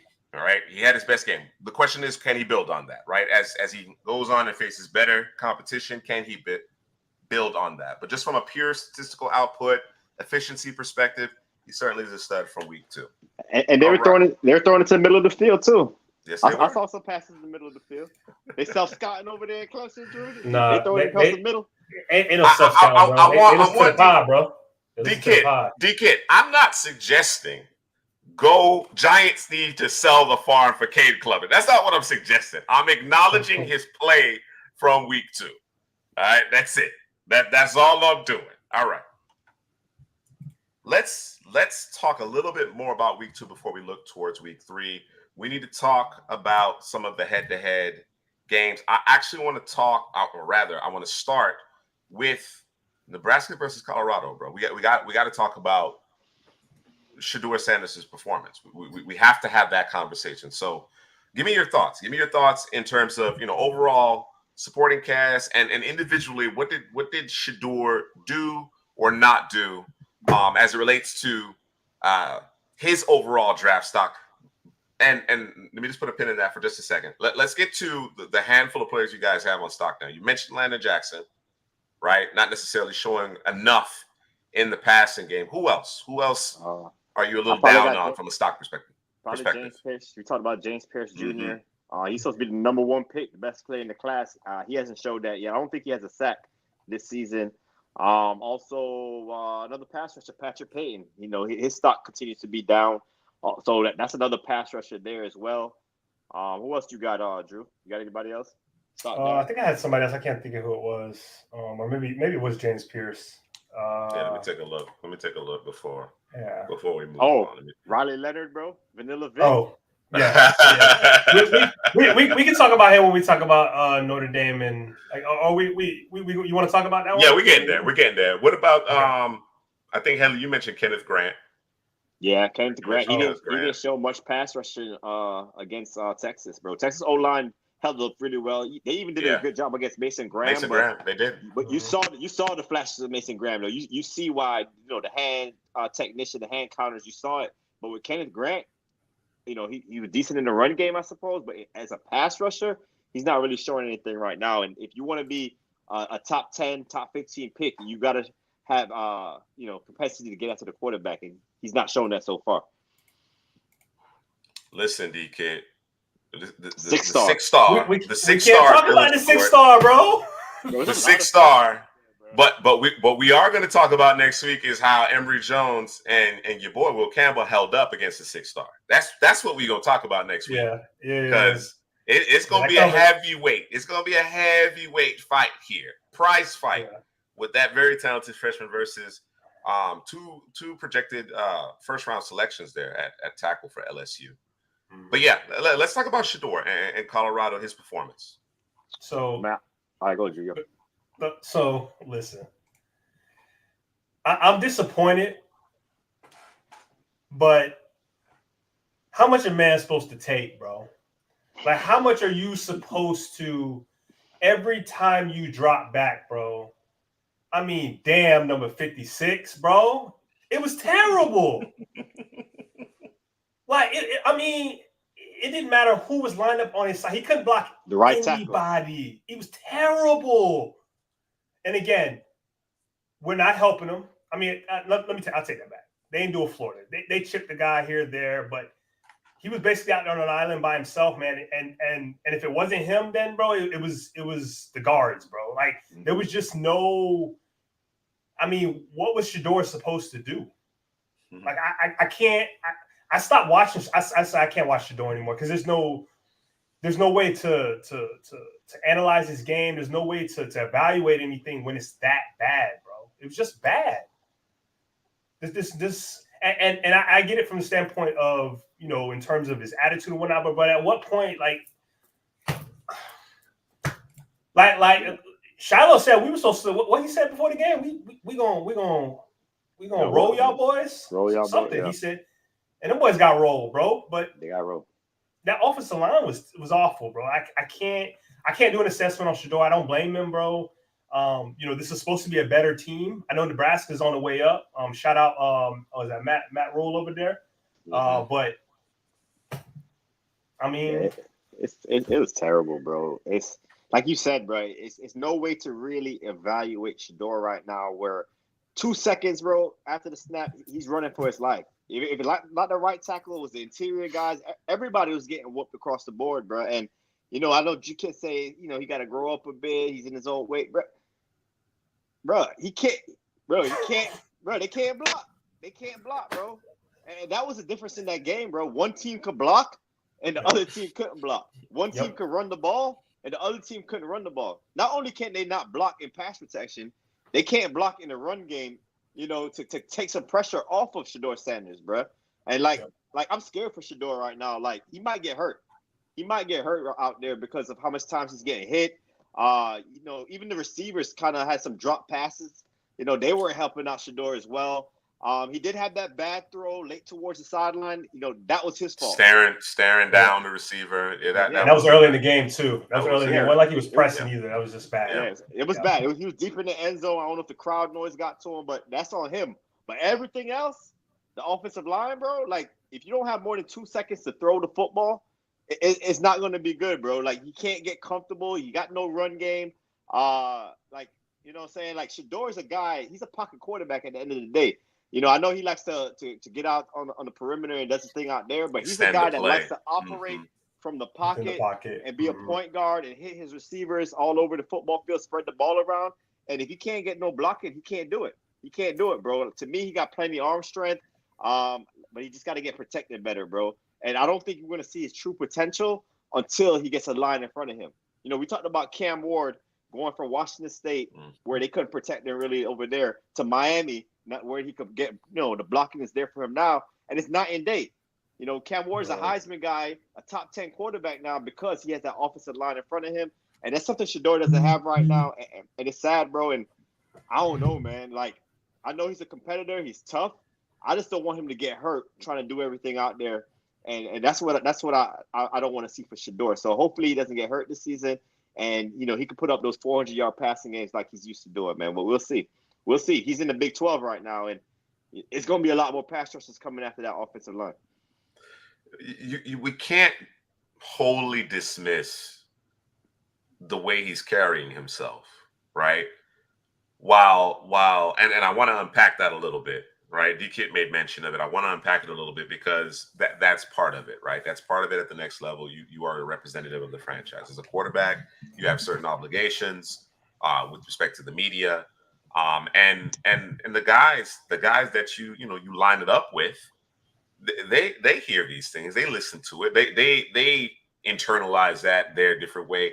Is there anything you would do differently or want to see differently in terms of how Shedeur is handling that side of it? Clearly frustrated for good reason, right?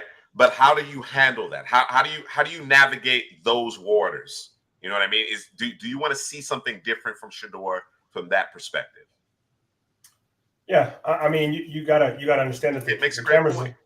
The cameras are on at all times, bro. So you got to be able, especially at the quarterback position. So you got to be able to, when things are going great, it's all good, right? When things are going bad, again, what does that look like, right?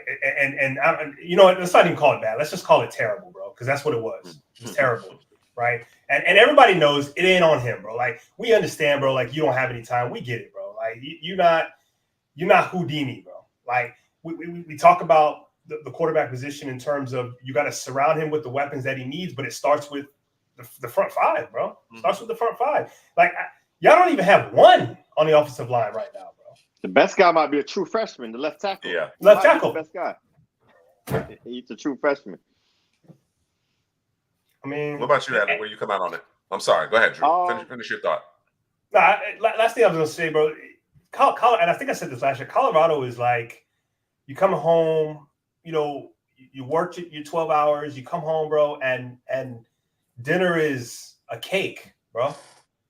Like, it's not meat and potatoes, it's not anything of substance. You know what I'm saying? Like, they got the receivers, they got the corners, they got the quarterback, and then where they need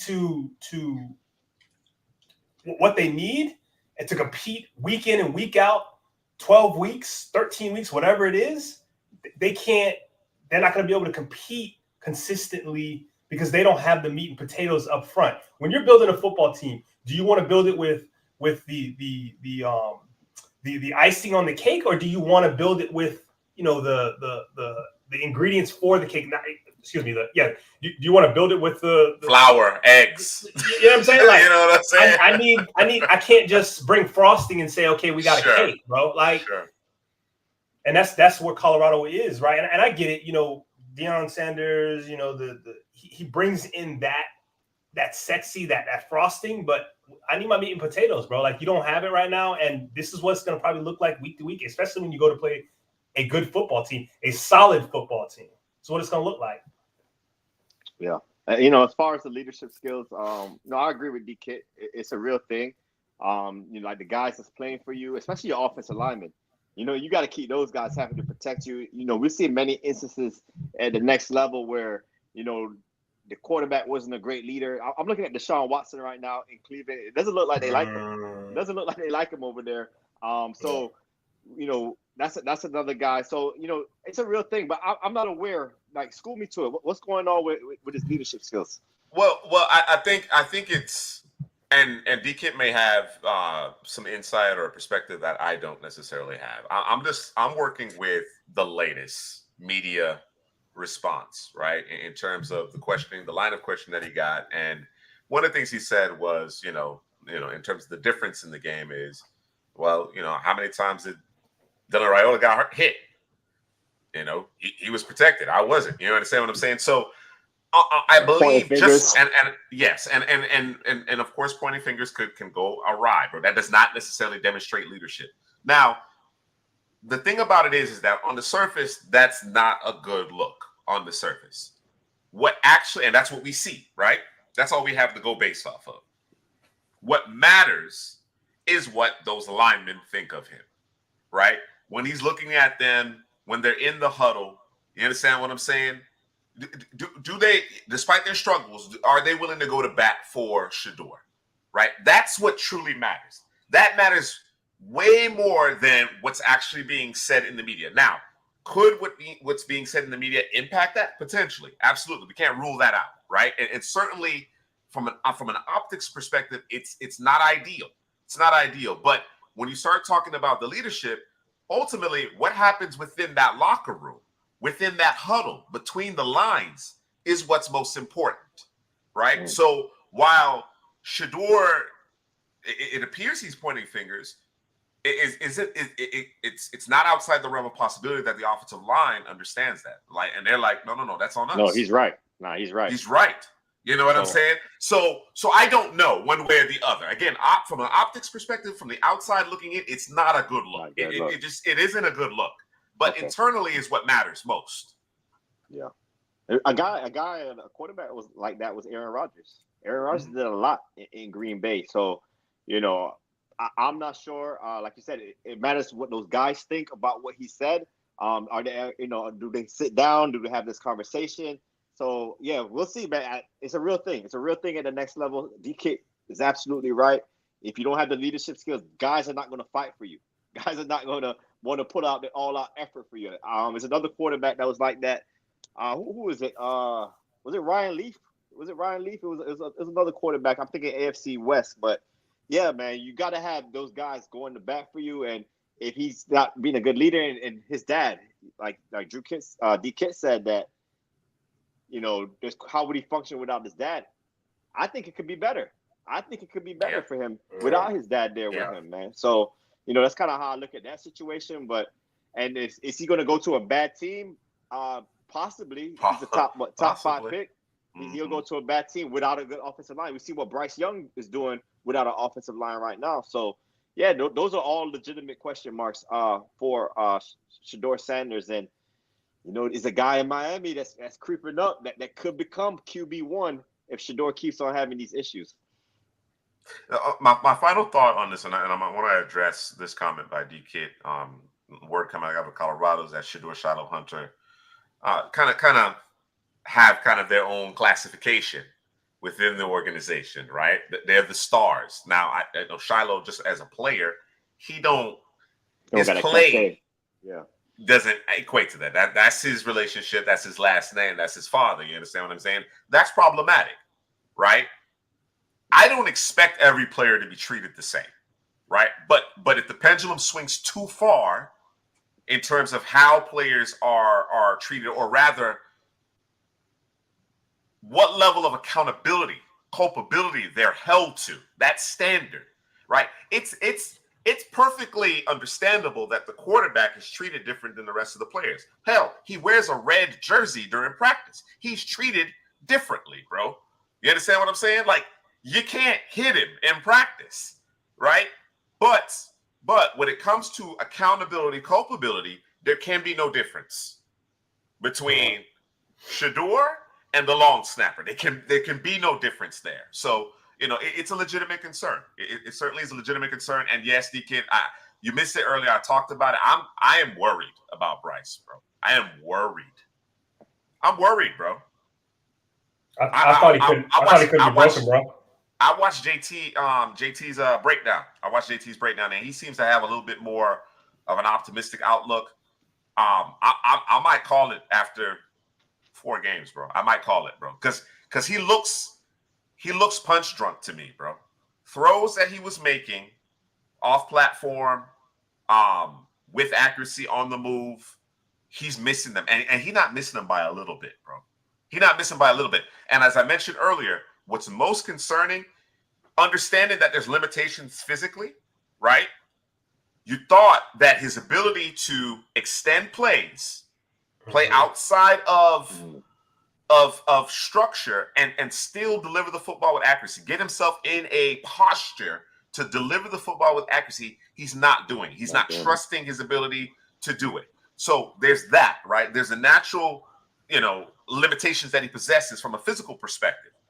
What's most concerning to me, bro, is that he is not playing from the neck up, bro. If you don't have elite physical tools, you got to be 2-3 steps ahead of the game.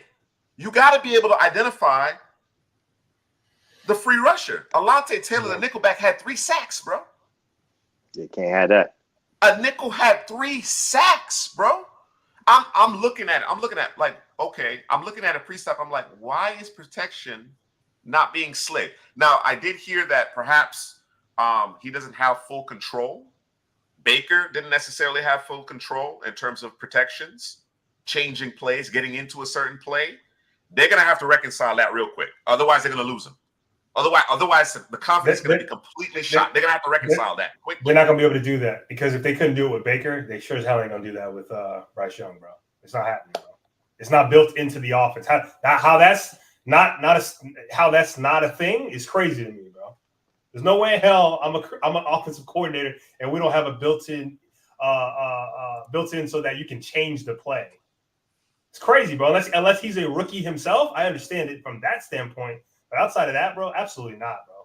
That's bad. Yeah, I'm with you, D-Kid. I thought he was way too glass half full. It was that bitch was empty. That bitch was empty, bro. Now it was bad, bro. It was bad. Like this is again understanding, acknowledging, the fact that he is smaller and it's going to make certain things more challenging. But again, I thought his mind for the game, his understanding of what defenses are doing to him, certainly I was expecting him to take a leap from year 1 to year 2 from that perspective. And he looked like completely lost, bro. Like he doesn't understand anything that he's seeing right now. That is concerning, bro. That to me is even more concerning than the physical limitations, bro. Because you can be toolsy, right? But if you can't understand what the defense is doing, you can't identify the free blitzer, you're sunk, bro. You're sunk. So yeah, man, definitely concerned about Bryce Young. All right, let's talk about that Michigan-Texas game. Of course, we acknowledge. Wait, we're done. Yeah. Oh, you got more?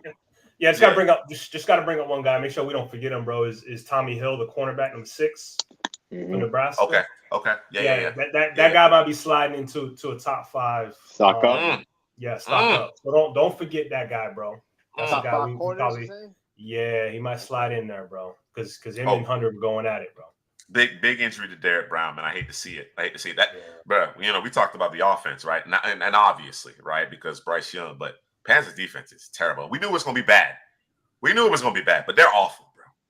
You got Derek Carr looking like the next coming, bro. Got him looking like Drew Brees, bro. Prime Drew Brees. Like it's bad. Oh, in Carolina, it's bad. Might be another number 1 pick coming, huh? Yeah. Man. Might be Cam Ward. No. Oh man, I do want to go back to the Texas Michigan game. Talk a little bit more about what we did not necessarily see from Michigan. We talked about Quinn Ewers again. It looks like a different player this season, right? The game seemingly has slowed down.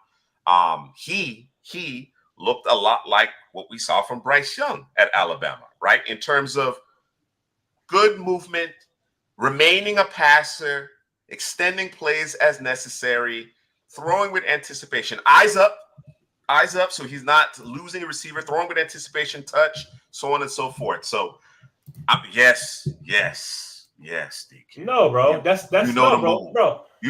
When that is a lie from the pits of hell, bro. When Sunbelt Philly gets fired, Lagway is transferred to Miami. No, you know why? Lagway? You know why that's not happening, bro? You know why? Lane? They're gonna offer Johnson Lane, bro. And that's it's a wrap. It's You think they're a gonna wrap. be Lock it lame? up. All right, we'll Yes, see bro. about that. Lock We'll it see up. about that. We'll see Lock it about up. that. Yeah. We'll see about that. But yeah. As it relates to Quinn Ewers, I came away very impressed. Again, what he did on third down was masterful in that game. Well, what he did specifically on third downs was truly masterful. So his stock is certainly up. You talked about Andrew Makuba. The damning comments from Andrew Makuba saying effectively that I wasn't getting better at Clemson. That's why I transferred. I was not improving. They were not developing me. So I'm up out of there. And as Headley mentioned, looks like a different player, particularly in terms of the physical aspects of the game. You know what I mean? Being a tone setter. So he was all over the place. Mason Graham, while he did not have a college football playoff type impact in this one, he still made plays. You could see he's a difference maker. As they were double teaming him. They were sending double to him. They were trying to neutralize him. Exactly. But the rest of these guys, the guys that have now ascended into starting roles, Kenneth Grant, there's still a lot of presumably talent on this Michigan defense. They did not make plays. You know what I mean? Will Johnson, I don't think it was neither here nor there for Will Johnson in this particular contest, right? But otherwise, those other 9 or so guys, did anybody bust a grape for you? What were your thoughts in terms of Michigan's defense? No, so I think that the Texas game plan pretty much neutralized. DK, I have no idea. That's coaching malpractice right there. Orji should be starting. Same way Lagway should be starting, because I'm hearing Graham Mertz is supposed to start against Texas A&M, which is going to get Sun Belt Billy fired. Anyway, I'm okay if he gets fired, bro. That's over here on the Florida side. We good with that, bro. Lock it up, lock it in, bro.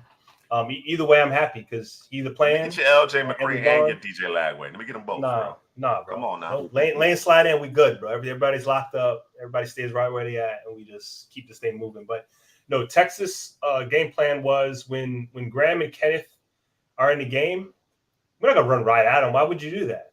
We're gonna run we're gonna run outside, bro. Why would we run inside? And then when those guys are out, because we're gonna make them run horizontally, right? So they can. So now they're out, right? And we talked about this before in terms of that Michigan defense, in terms of that defensive line. They've always had kind of a rotation. So these guys go out, these guys come in. There's really no drop off, right? Well, there was a hell of a drop off when those guys went out, because what happens is, okay, now we're gonna run it up the middle, and so they just kept playing that game with them, bro. And then you add in what Ewers was doing in terms of his ability to be the point guard when necessary to get the ball to his guys. And then we talk about Michigan. They was out there looking like Iowa, bro, on offense. Inept. The quarterback looked lost. He looked like he wasn't sure what was going on. He wasn't confident. Like it was bad, bro. And this is the thing. And I had a conversation with D-Kid a little bit in terms of on Twitter. Like y'all one of the creme de la cremes in the Big Ten, and you telling me you can't find you a quarterback? Hey man, but DP said this. It's not an easy thing, bro. No, well, no. Yeah, I don't want to hear that, bro. I don't want to hear that. Now, Florida State ain't where Michigan's at. I'm not giving them a pass. I'm just saying, teams year to year, you're not guaranteed to have a guy at quarterback, bro. Teams go years without having a guy at quarterback. The same Michigan team went years without having a quarterback, bro. Here's the problem, though. And DP said it, bro. And I don't know why I didn't think about it. It's the offense they're running, bro. Sure. It's not. It's not. It's not tantalizing. They don't want to play, bro. They don't want to play in the offense. Like, bro, I don't. Yeah. You know what I'm saying? I like spaghetti, but I don't want that every night, bro. Like, you know what I'm saying? Sure. So that matters. It does. So I think that's the problem. We need to change. We got to look sexy. You know what I'm saying? We got to put on the lingerie. Or she should play. He's a more talented player. He needs to play, bro. Yeah, because that was unacceptable. But you know what? We saw the same damn thing. We saw the same damn thing at Alabama last year. We saw the same thing. They rolled out some ducks. Yeah. Right. Yeah. Matter of fact, they had Milroe in. He wasn't playing great. He got benched, and they got worse. Yeah. So, I think what happens a lot of the times with situations like that is that you got a guy who may be practicing better. He may look a little bit more polished in practice when he has a red jersey on, right? When the bullets aren't necessarily live. He may be have been steeped in the offense a little bit longer than the younger, perhaps more talented player, right? But when the bullets become live and you see that the lights are too bright for these cats, you might have to live with some of the growing pains of the young player in order to give yourself a chance. I'm looking at the other players on this offense. Donovan Edwards, it's basically the same thing. Donovan Edwards lacks instincts as a ball carrier, bro. He don't have the vision, bro. He don't have the pacing. He just simply doesn't have it. I don't know if the light bulb, the proverbial light bulb, will go off, but I just don't see it. I just don't see it from him, right? Could be a difference maker in the open field. He can catch the football. You know what I'm saying? Like, there's a good skill set there, but lead back. Between the tackles, I just don't see it in his game. And then Colson Loveland had a rough game. I think he had a drop or two. He fumbled, lost a fumble off his own knee. You know what I'm saying? It was all bad. It was all bad from that offense, unfortunately. But I was disappointed in the play of the defense in particular. Yeah. Right? Yeah. You know, I had no idea what I was going to actually see from this Michigan offense. It wasn't pretty by any stretch of the imagination, but I just defensively, it was concerning. Now, perhaps Michigan, you know, not unlike other teams, gets better as the year progresses, right? You know, you get more experience, more snaps under your belt, you gel more, you understand, you know, your job, you find your confidence, you get better throughout the season. So we'll see if they can build, and by the end of the year, who's really, you know, separating themselves, or rather their arrow in terms of their stock is pointed up. Isaiah Bond, I just want to mention this. I'll let you guys get back in. I want to mention this before I forget it. Isaiah Bond hasn't had the big game yet, but there's a physicality. There's a physicality that I like. He's making plays in the middle of the field, across the middle. There's a physicality to his game that I had not seen previously that I'm appreciating. So in terms of becoming a complete receiver as opposed to just a speedster, I see Isaiah Bond taking some steps in the right direction. Yeah, man. And, you know, you talked about Michigan defense. I lost that bet because I thought that, you know, Michigan's defense would kind of keep the boys in the game a little more. You know, the offense, you know, I had no hope for the offense, but I thought the defense could kind of muddy it up a little bit, you know, keep the game close. But like you said, Kenneth Grant, like, where are you, bro? Like, you're on a milk carton right now, bro. You're not showing up as a pass rusher. They slid protection over to Mason Graham. That was their game plan. Don't want him to wreck the game for them.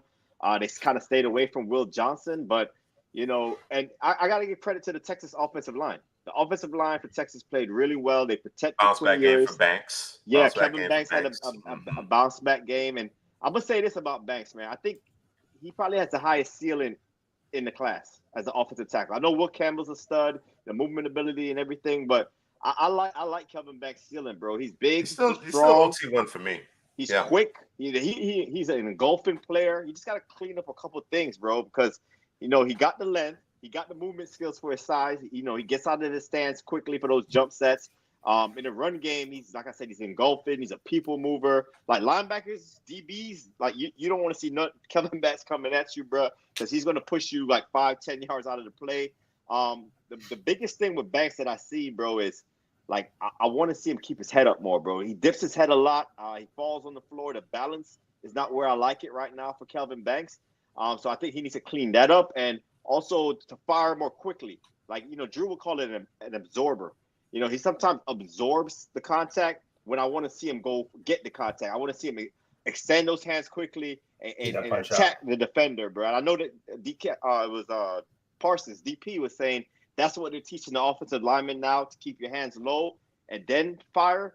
But I kind of want to see him be more aggressive as a pass blocker and fire into defenders' chest instead of being an absorber. So that's what I'm looking for him to take the next level. But the skills, the talent, the size, the length, it's all there, bro. You see him, he's the type of guy that you'll see him blocking 20, 25 yards down the field because of the athleticism. He could get there, you know what I'm saying, like a Trent Williams could do for San Francisco. But, yeah, I like what I saw from him. Jaden Blue, he wasn't a big factor in the running game. He got hurt. He got banged up a little bit. But, bro, he did his thing in the passing game, bro. You called it, Juice. You called it last week, Jaden Blue in the passing game. And he just moves differently, bro. He's quick twitch ability, and he has those long legs, those long strides.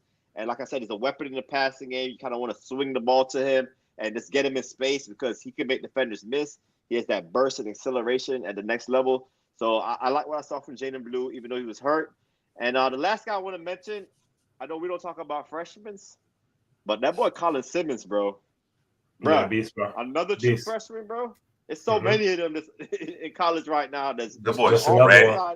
The boy's ready, bro. Yeah. Like it's crazy, bro. It's like, all right, this is a step up. Okay, I guess, bro. Yeah. You know, D-Kid made mention, and before we move on from this particular contest, he made mention of something we discussed earlier. So Kyle McCord actually was among the studs of the week for week 2. Transfer from Ohio State to Syracuse.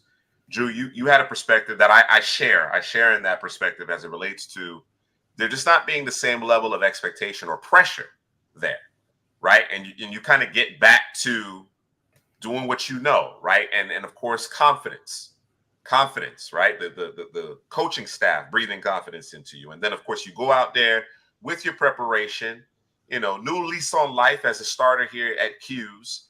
And you have success. So okay, all right. No, I belong, right? And I go back to last year. It's not as if Kyle McCord was completely inept. He just didn't play well enough based on the expectations, based on the supporting cast. You expected more, right? And of course, Ohio State went all in. They went all in, bro. In the portal, in terms of high school recruiting, Jeremiah Smith is a man. You know what I'm saying? They went all in. They got most of their guys who were going to be, day 2 draft picks at in some instances, day 2, day 3 draft prospects. They all came back. Tyleek, first rounder. He's still doing his thing. Still out there dominant. Right? Everybody comes back outside of, I think Michael Hall was a senior. He was supposed to go. Right? I don't know that anybody left early. Nobody's coming to mind. No, I don't think so.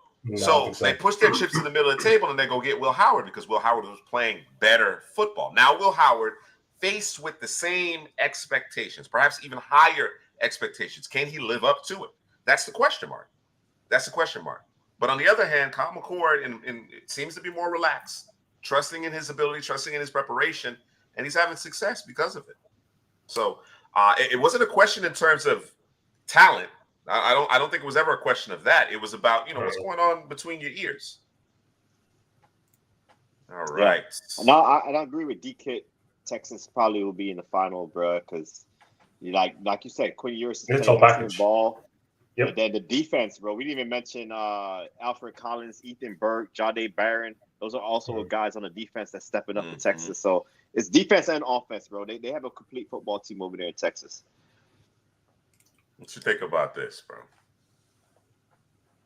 Man, if Cam Ward had signed a week earlier, bro. Y'all would have that ain't the Jeremiah Smith would have been Miami. I know. I'm just saying, I'm a Canes fan, bro. This is my Canes fandom, bro. That's just my Canes fandom, bro. No, I would say this is a hard one. This one's a hard one for me. No. This one's a hard one for me, bro. I don't think there's a scenario where there's ever been a freshman that came in and I would say they would be. Man, but I will say this. I'll say this though. When I saw Sammy Watkins as a true freshman, bro, I was like, yeah, he ready. Nah, bro. He wasn't, bro. He wasn't. But when I saw, and I think that's what gives me pause with Jeremiah Smith. Although Jeremiah Smith is a better prospect, he's a better prospect. He has a more of a man body already, right? So would he start on most teams? Probably not. But I'll make some plays though. Yeah, he different, bro. Jeremiah Smith different, bro. Yeah. He a different animal. You know what I'm saying? But I mean, and of course, like I said, he has a full framed body and he's just 18 years old. You got Ryan Williams, who obviously doesn't have the same type of frame, but he reclassified. He's supposed to be a senior in high school right now. He reclassified, and every time he touches the football, he's in the end zone, bro. Yeah, so again, very, very special true freshman class here for sure. All right. Let's get back to our recap of week 2. What other games you want to talk about here, Drew? So we can go to the Notre Dame Northern Illinois game. So I'm watching this game, bro, and listen, I'm just gonna pull these stats up real quick. Hold on, I just so oops, I hit the wrong button here. View page. What I want to. So I pulled up the stats for Northern Illinois. Okay, this is before I watched the game. Okay, because I'm like, how did they? I just want to get a sense of how they lost. But not that the box score will do it for me. But I'm just, if there's a bunch of passing yards, a bunch of running yards, I'm like, okay, this is how they beat them, bro. And you got here, and this is I think he's fourth in all-purpose yards. It's Ontario Brown, the running back. 20 carries, 99 yards, 2 catches, 126 yards, and a touchdown. Okay. The defense for Notre Dame did not play back. That particular player beat them, right? But they didn't play bad. The offense for Notre Dame was awful.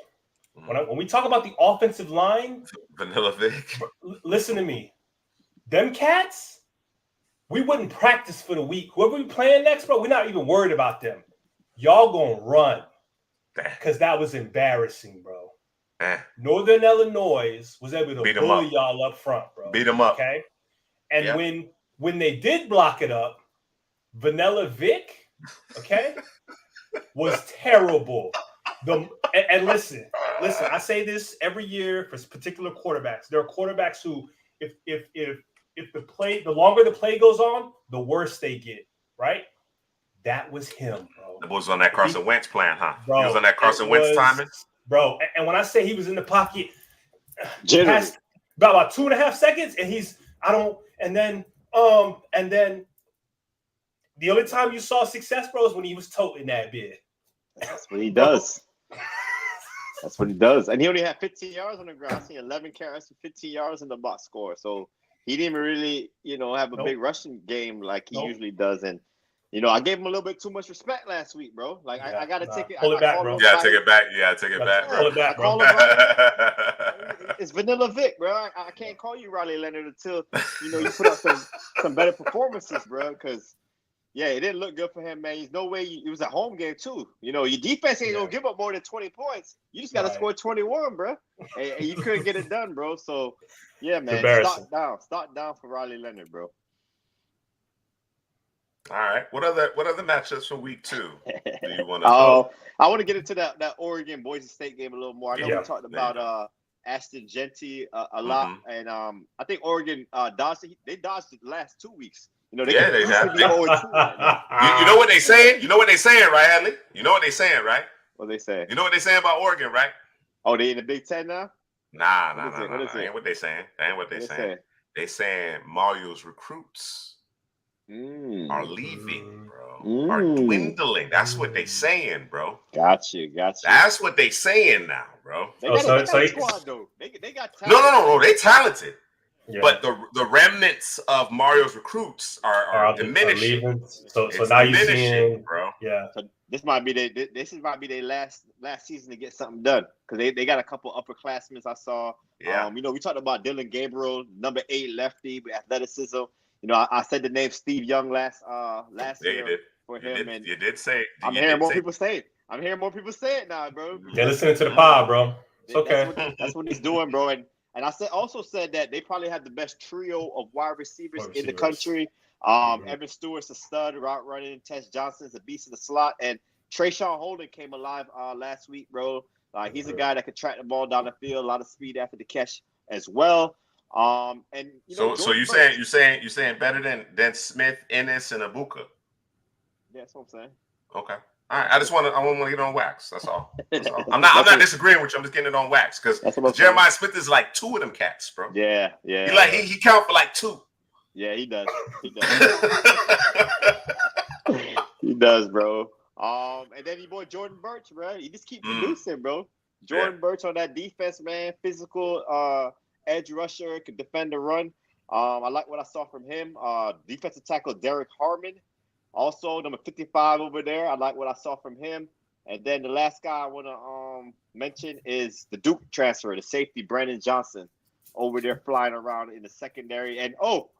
I should have started with Jabbar Muhammad, bro. That's what I should have. Yeah, there we go. That's what I'm talking about. Let's go, bro. We got to wake these boys back up on Jabbar Muhammad, bro. Like, yeah.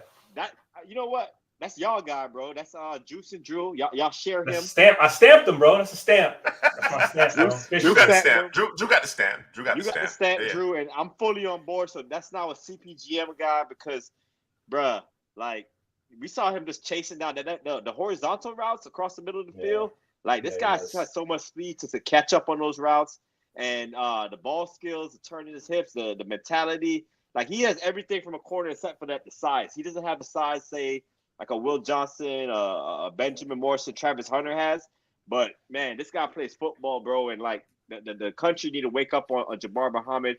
He's cornerback 4 right now for me, and this is a loaded cornerback class. So, yeah, man, big game for Jabbar, man. D Kid claiming Jabbar too. So yeah, he did. It's a CPGM family. It's a CPGM. Yeah. The kid is part of the CPGM family. It's a CPGM guy. We're gonna share. You know what they call that in poker when everybody on the table put in, bro. Nobody folds their cards, bro. But they call it a family pot, bro. A family pot. Family pot. Right? So call it a family stamp, man. But I got here Oregon all of last year. Okay, this is what the commentators say. I didn't look it up. We're gonna take their word for it. Oregon gave up 10 sacks last year. I don't know if they gave up any more at some point during the game. I think it was the third quarter. Maybe I stopped counting, but they've already given up 7. Listen to me, tackles. Listen to me, bro. Mario and Alex Mirabal, bro, are no longer, bruh. Talent evaluation and development, bro. Yeah, it's a thing, bro. Yeah, it's a thing. It's a thing. Yeah. Talent evaluation. Jackson Powers Johnson, Mario Cristobal, and Alex Mirabal, bro. I'm just saying, bro. It's a thing, though. Just saying. Yeah. No, you said it. Yeah, DK giving me a hard time about. I didn't say Dylan Gabriel is the one, bro. Like that's not no. But you said Steve Young, so that you put him in the Young conversation. You put him in the Steve Young conversation. Not Steve Young. He kind of looks lefty, like lefty. A little shorter, lefty. Yeah. He's not the guy though, but he got some receivers though. He got some receivers out there. There you do. USF gave Alabama a scare for a while there, bro. I was pulling for the Bulls, bro. I was pulling for them. Yeah, they did. I was pulling for the Bulls, man. I thought the Bulls might be able to squeak it out, and then, later in the game, Alabama's depth and talent took over. Any thoughts on that particular contest? No, I can tell you right now, bro. So Alabama shuffled their offensive line. So they had guys who play tackle, playing guard. I think is it Tyler Book? I think he was out there playing. He played guard normally. He was playing tackle or whatever. Mm-hmm. Like they just shuffled 2 or 3 guys, and their right tackle was terrible. That dude probably had like 4 or 5 holdings. It was bad. And I think every time Bama had a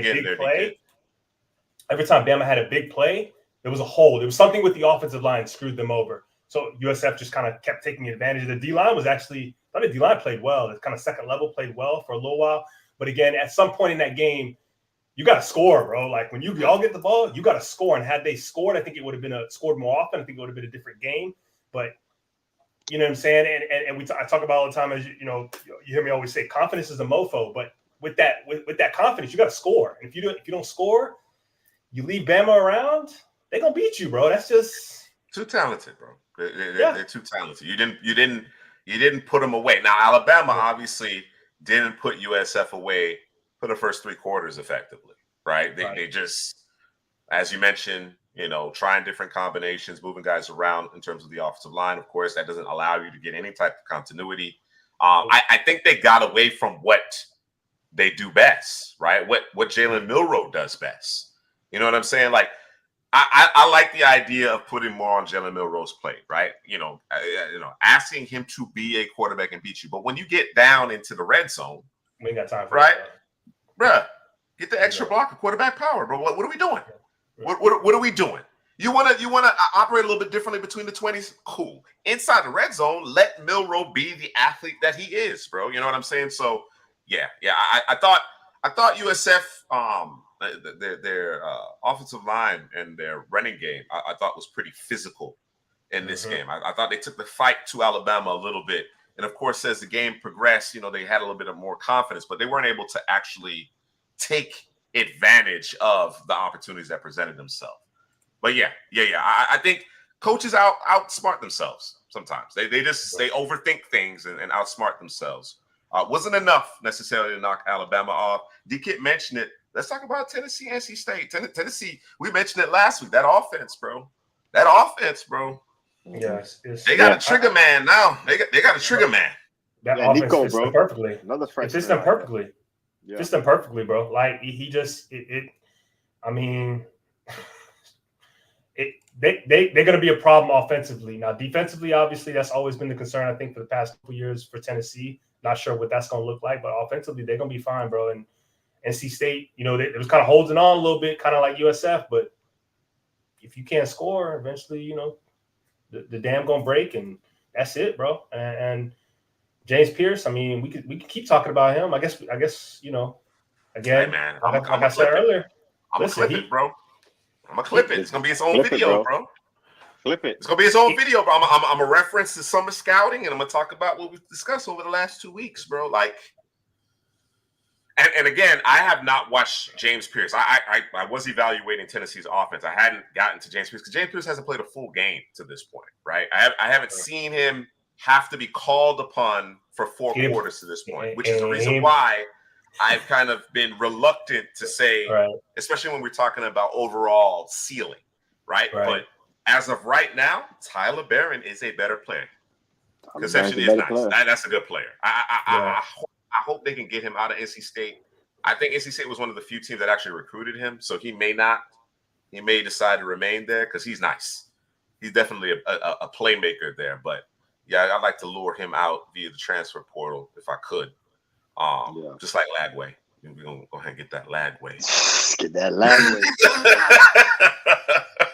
Let me get back to Tennessee though, bro. Because they got it, like you said, they got the quarterback, but they didn't really have to use him this game because my guy Dylan Sampson, the running back from Tennessee, bro. We talked about guys like Kyle Monungai, Ashton Genty. I know Ashton Genty got the burst in the pass catching, but more Kyle Monungai where, bro, if you got vision, you got that contact balance, and you're slippery, you can run between the tackles. You bring hats to the party. You're tough on the interior. You're patient as a runner, bro. That bodes well at the next level, bro. Especially like teams are playing more 2 high safeties in the league right now, and you need to run the football more. Bro, Dylan Sampson is a good running back for Tennessee. So yeah, I thought he was the engine to that offense last week against NC State, and he was just hard to bring down. Especially when he got to the second level. And then they got the receivers, Bruce McCoy, Squirrel White, Thornton, the deep threat. They didn't really do much in that game.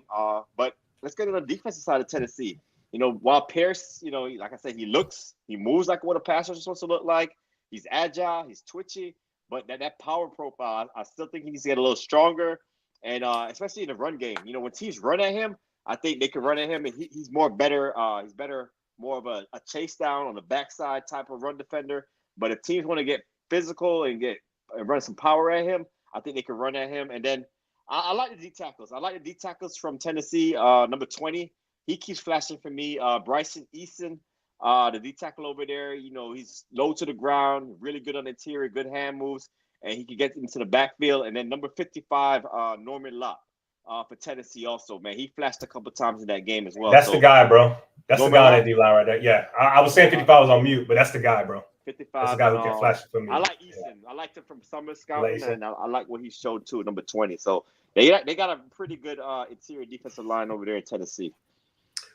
And from that perspective, all the more reason why James Pierce should be balling. No excuse, bro. He should be balling. Yeah, man, you understand what I'm saying? If you got guys that you have to respect to the interior, you got to make plays. You're going to get your one-on-ones. You got to be a difference maker. And again, to this point, he hasn't necessarily been called upon to do so. Hasn't played. I don't know if he's played any snaps in the fourth quarter of a game thus far. Right? It's only 2 weeks in. Week 3 coming up. You understand what I'm saying? But I would expect with another year off season to develop, to hone your skills, to get stronger. To really, work on perfecting your craft for him to take that step. So I want to see what it looks like. Certainly when SEC play starts. Arkansas, Oklahoma State, Drew. You mentioned a couple of players, a couple of linebackers that stood out to you in that game. Stock up.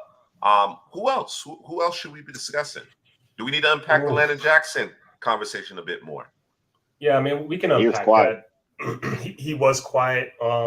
He's more of a technician when it comes to being a pass rusher, but it is like he was kind of stuck on those offensive linemen, man. It didn't matter if he was on the left or the right. Just majority on the left side. He just couldn't break hold. It didn't matter if his foot, his hand was in the ground coming off, or and it's not like Oklahoma State was running any type of RPO where he kind of had to hold on and wait, anything like that, man. He could have just went and got the quarterback, and he just at no point did I ever see him actually around the quarterback at all, bro, from a pass rush standpoint. So it was very, very strange. But in terms of the run game, he was stout, held up, very strong, and held out and was able to contain the edge.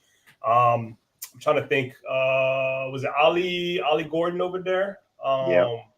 Yeah. He had some action. Trying to think.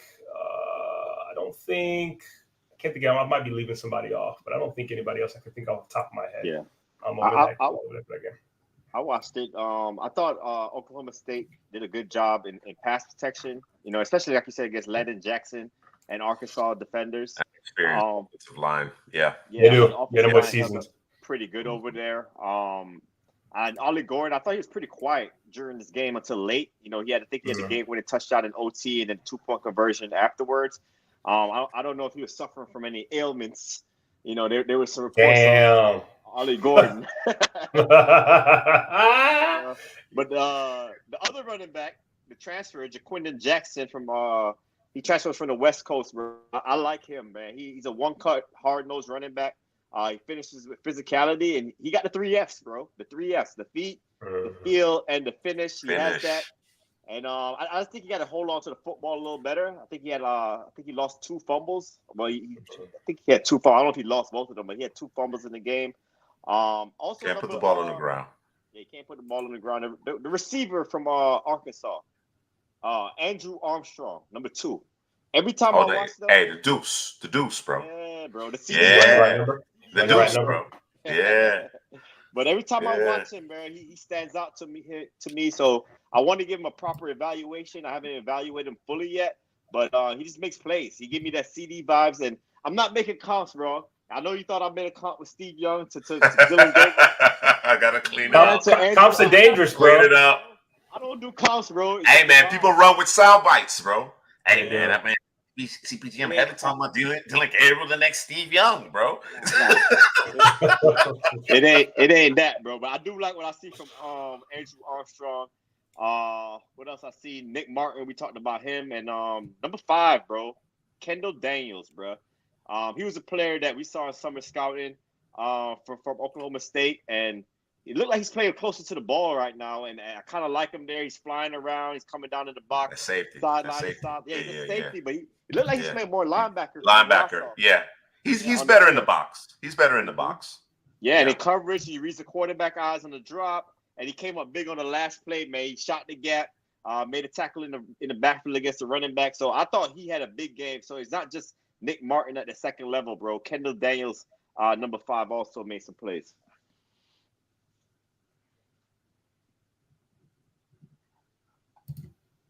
Ready to move on. Bro, you know what, bro? Colin Oliver, bro. I think he's out for the year. He had a foot injury, bro. Remember, Colin Oliver, the pass rusher. So that's big for him. Yeah. He's Talon who? Talon who, D-Kid? I'm drawing a blank. Talon who? I think he mentioned him earlier. Yeah. Y'all ain't mentioned Presley or Owens, man. What's good? Preston gonna do his thing in the slot. Owens they gonna hit him deep. Yeah. The corner made a good play on Owens. I don't know what corner that was, but he made a good play on Owens deep down the field. Oh, Tylen Green. Excuse me. Is that that's the quarterback? Who are you talking about? Oh, that's Taylor Green I'm thinking about. Taylor Green? Yeah, DK put the song right there. Let me see. That's the quarterback. That's the quarterback from Arkansas. Yeah. That's Taylor Green? Okay, yeah. Okay, I got him. Yeah. What's your thoughts on him? I wasn't really paying attention, bro. He uses legs. Sorry. I know he does use his legs. He did use his legs a lot. That he did do. The kid looking for a quarterback, bro. So we gotta analyze the quarterbacks, bro. No, bro. Quarterback. D kid. listen, it's either gonna be Shador or Cam Ward, bro, because y'all gonna be picking top 1, 2, bro. You ain't gotta go down. You ain't gotta look at all these other guys, bro. Like, you don't need to do all that, bro. It's one of the 2 guys, man. That's it. Just focus on those guys. Y'all gonna be right there, man. Trust me, because I don't know what's going on over there in New York, bro. He's intriguing, D-Kid. I'll say that. He's intriguing. I have not, as I've watched him play, I haven't done a full-blown all-22 evaluation on him just yet. But he's intriguing. He gives that Arkansas's offense a dynamic, a kind of a dual threat dynamic. Obviously, his size is obviously very intriguing as well at 6'6", 230. It seemingly has the requisite tools, but I need to see him as a passer in a passing mode a bit more, and again, focus, having been able to see all 22 to give you a fair evaluation of him. I agree with you, Mr. Nebraska. I feel bad about the Max Johnson. I know Drew took who fault that is. Hampton to task about his inability to pick up the blitz and protect his quarterback, led to an injury. So yeah, that's a tough one for sure. And Mr. Nebraska also mentioned that he cannot have Cam Ward. Yeah, no, he is a Seahawk. I don't think so, man. Y'all ain't picking that high. Might have to get aggressive. Yeah, pick a trade. Hey man, you know what D-Kid be doing, bro? I think D-Kid be playing psychology, bro, on himself. Seriously, bro. D-Kid be like, man, Shador, I don't know what kind of leader he is. All the while, D-Kid's like, he wants to. Shador. He's trying to bring that stock down, bro. Right? So you can get him. I like it, bro. I like it. Hey, man, Playing 3D chess out here, man. Playing 3D chess. All right. Any other contests? Did you guys want to touch on South Carolina, Kentucky? I didn't see that game. I watched it was all South Carolina. It was all South Carolina. Them boys is getting bullied out there. Yeah. All right, man. I don't think there's any other game that we have to absolutely talk about from week 2. So for the remainder of this particular stream, second half draft show brought to you by Couch Potato General Manager. Hit the like button, subscribe. Let's talk about week 3, man. What you tuning in to see on week 3, Drew? Let me go to my betting site here. Can't give it away because there's no plug here because them boys ain't. There's no plug. They ain't paying.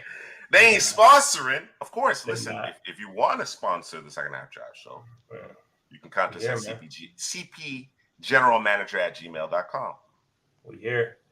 LSU, South Carolina. You talked about it earlier. That's a 12:00 game. We like that early. Dylan Edwards versus those 2 tackles. I'm just trying to see. Well. And we'll give TJ Sanders the respect he deserves as well. D-Kid mentioned it. TJ Sanders obviously deserves the respect as well. But very good matchup there in the trenches. Yeah. That one is worth the price of admission. You got your Alabama, Wisconsin there. I'm not familiar with too many on Wisconsin, but that'll be an interesting one. Obviously, Bama's gonna pull away on that one. Man, you watching this Memphis, Florida State? What you saying, bro? Nah, you gotta watch it. Nah, I'm putting, bro. Boy said I'm out. I'm not watching DJ. They gotta go to the young guy. He's supposed to be the guy. Yeah. So what are we doing? So what are they doing? Until they get there. You know once he comes in, I'll start watching again, bro. Yeah. I'm gonna go back and watch that game between Arizona and Kansas State. Of course, that game was being played while we were on the air. Kickoff was at 8, but Kansas State blew them out. Yeah. Giddens got a good game. He even lead him in rushing. It was a quarterback. QB got off, bro. Yeah, Avery Johnson, but it was baller. Yeah. Tommy Castellanos is a good college player. He is. He's dual threat, bro. Boston He's College. a good college player, bro. Yes, bro. Yeah. Yes. Yeah. Bob got him playing at Boston College, bro. He got him playing. How about that? That damn Bob. Mizzou, Boston College is one that you got to check out. There's quite a few NFL draft prospects. They got a corner over there for Boston College. I can't think of his name right now, but that's gonna be a matchup between him and Luther Burden and Theo Weiss over there. So I'll find his name here in a second. But you got Texas A&M and Florida, obviously at 3:30. I can't believe DJ Beach Lagway's not playing, bro. That's insane, bro. I guess we're working on getting fired. We're working on getting fired, bro. That is insane. He can just do things. Out, bro. Nah. I mean, go back to the Power 5.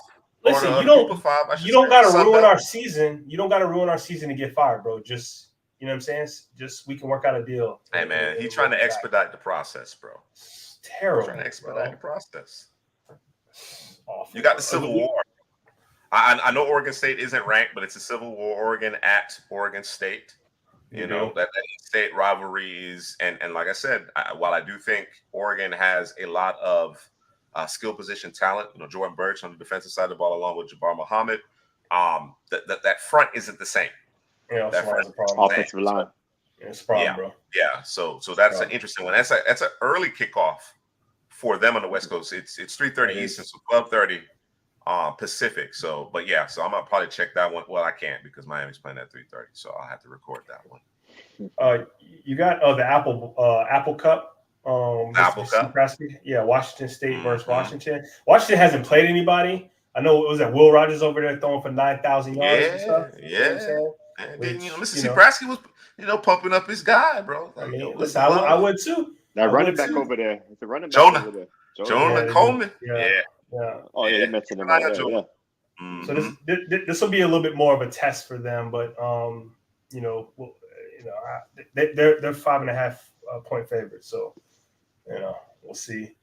Colorado State. Is that it's personal? It's personal game. Personal. In-state rivalry, if you will. Ole Miss is playing somebody a little bit better. Wake Forest, a little bit better than they played. Tennessee playing Kent State, so still nothing, bro. Georgia versus Kentucky. Thought that was gonna be a game, but they're gonna get. Shout out my boy Jim. My boy Jim is an alum. Played linebacker at Kent State. Shout out Jim. There you go. Boat race. Ole Miss, Wake Forest, bro. Maybe you see Jackson Dart against a better defense. See how better. he plays against Wake Forest. Yeah, they're 21-point favorites, bro. So it ain't too.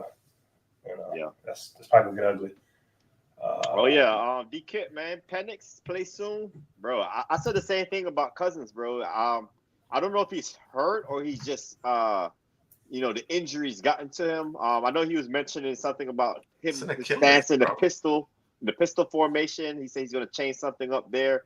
But if he's hurt, yeah, man, I'll love to see Penix, man. Like Drew said, it's an Achilles injury, so the physical part he might have crossed that, but it's the mental part afterwards. After a big injury like trusting it, trusting it, trusting it, driving on the ball, man, all that kind of stuff, bro. So.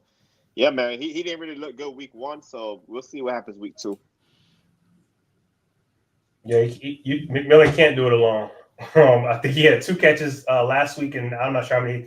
I think he had 4 already. Like 11. Yeah, like 11. Yeah, 11. So like 11, bro. He can't do it by himself, man. You gotta.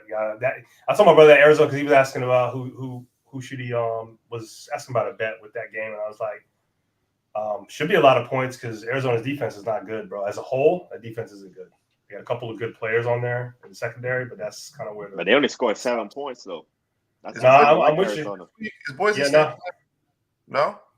I didn't see them on there. I haven't seen them. I'm looking at the schedule one more time because I just want to see Genty, bro.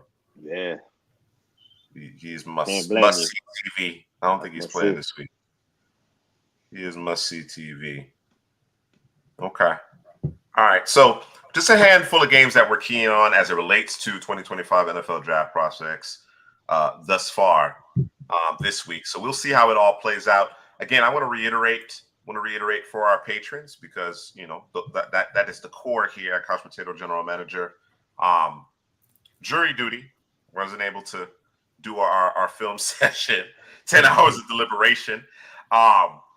But we'll follow up next week. We'll do it next week, and then we'll have another one the following week. So typically we have every other week. We're going to do back-to-back weeks to get back on schedule. Thursday, 8 p.m. Eastern. So join us. By all means, join us. If you can. If not, obviously you can check out the recording there on the Patreon.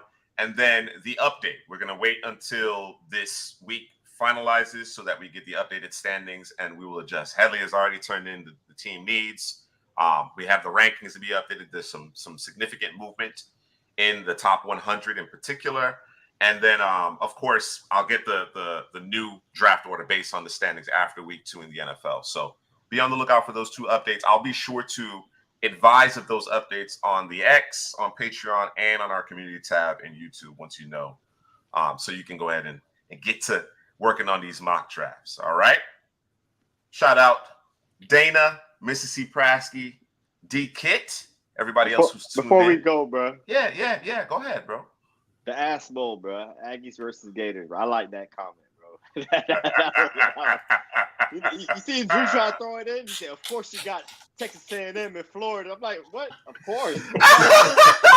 Oh man! If you know what, if Lagway was starting, I might have been like, okay, let's talk about it. I mean, not Lagway in particular, but let's talk about it, bro. You know what I'm saying? But Mertz versus Wegman. Mertz, bro.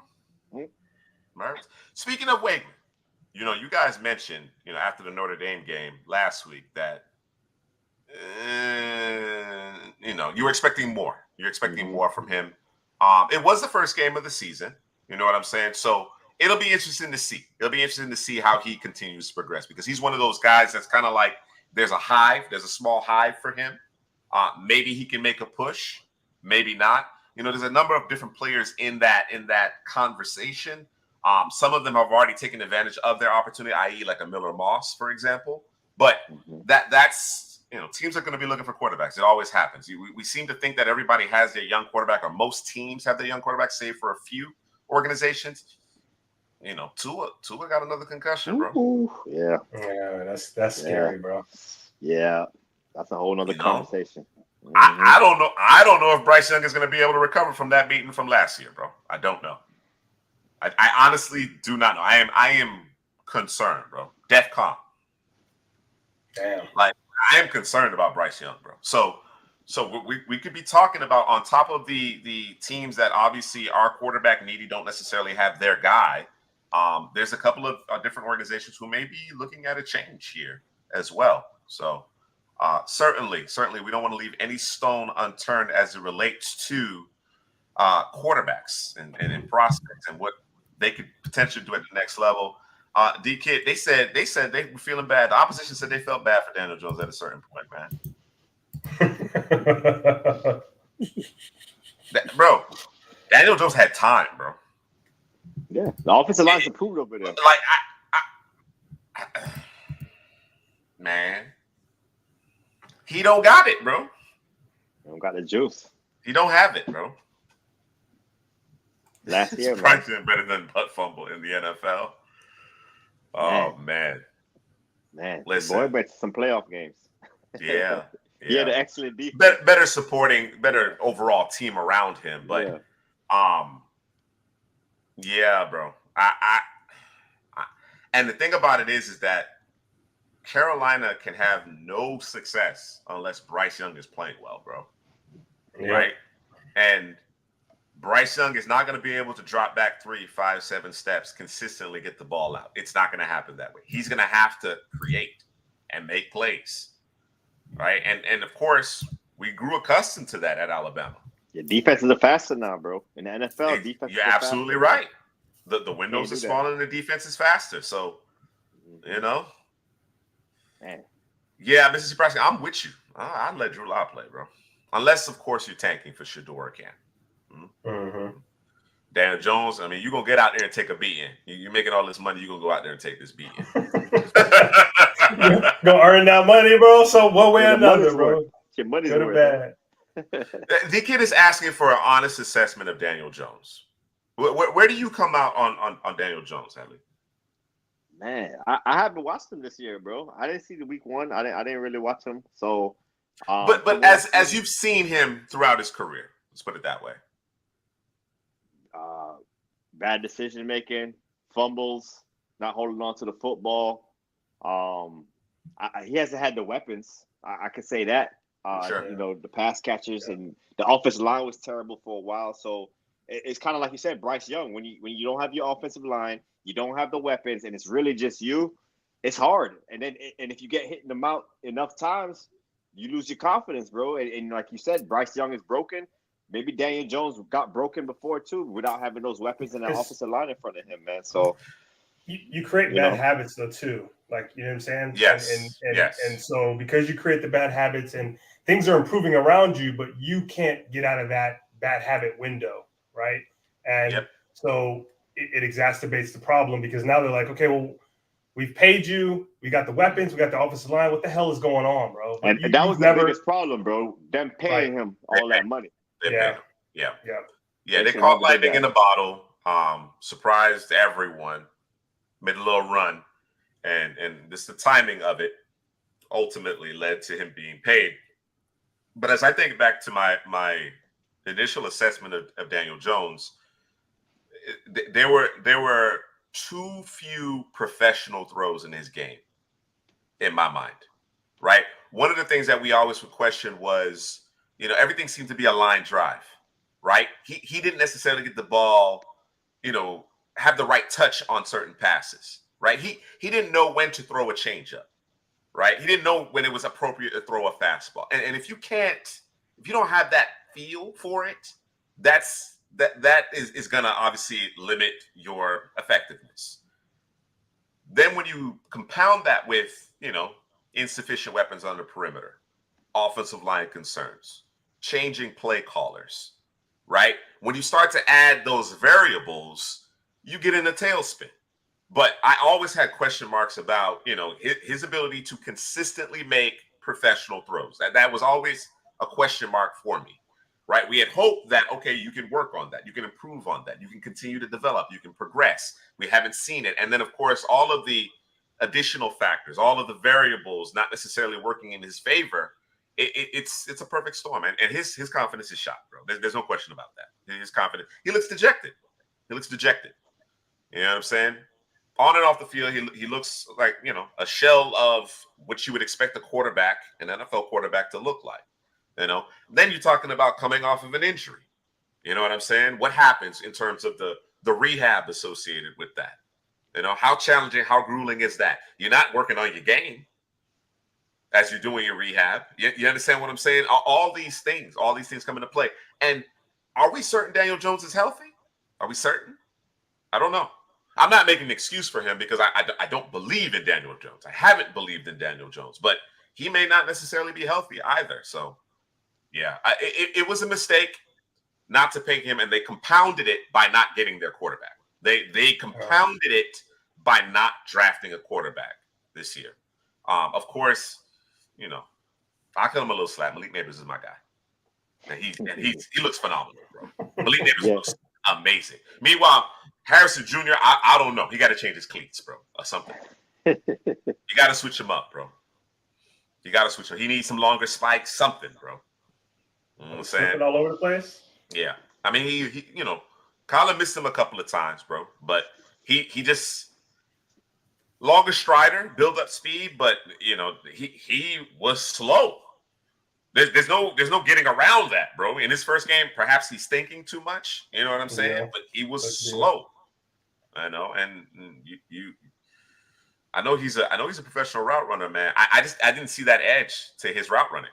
It really does seem like he was thinking, that he was counting steps almost. You know what I mean? So, yeah, man, we'll see. We'll see how it all plays out. Another weekend of football. Opinions will change. Evaluations will continue to come into focus. And we'll be back here, same time, same place next week, 9:30 p.m. Eastern, the second half draft show. Tell a friend to tell a friend to tell a friend, right? Subscribe to the YouTube channel. Hit the like button. Join the Patreon. Submit your NFL mock drafts, right, via the draft simulator, so we can keep this thing going, man. All right? For Headley, Drew, this is Juice. I want to thank everyone once again for joining us. We will see you next week. Shout out Jalen McMillan with the TD.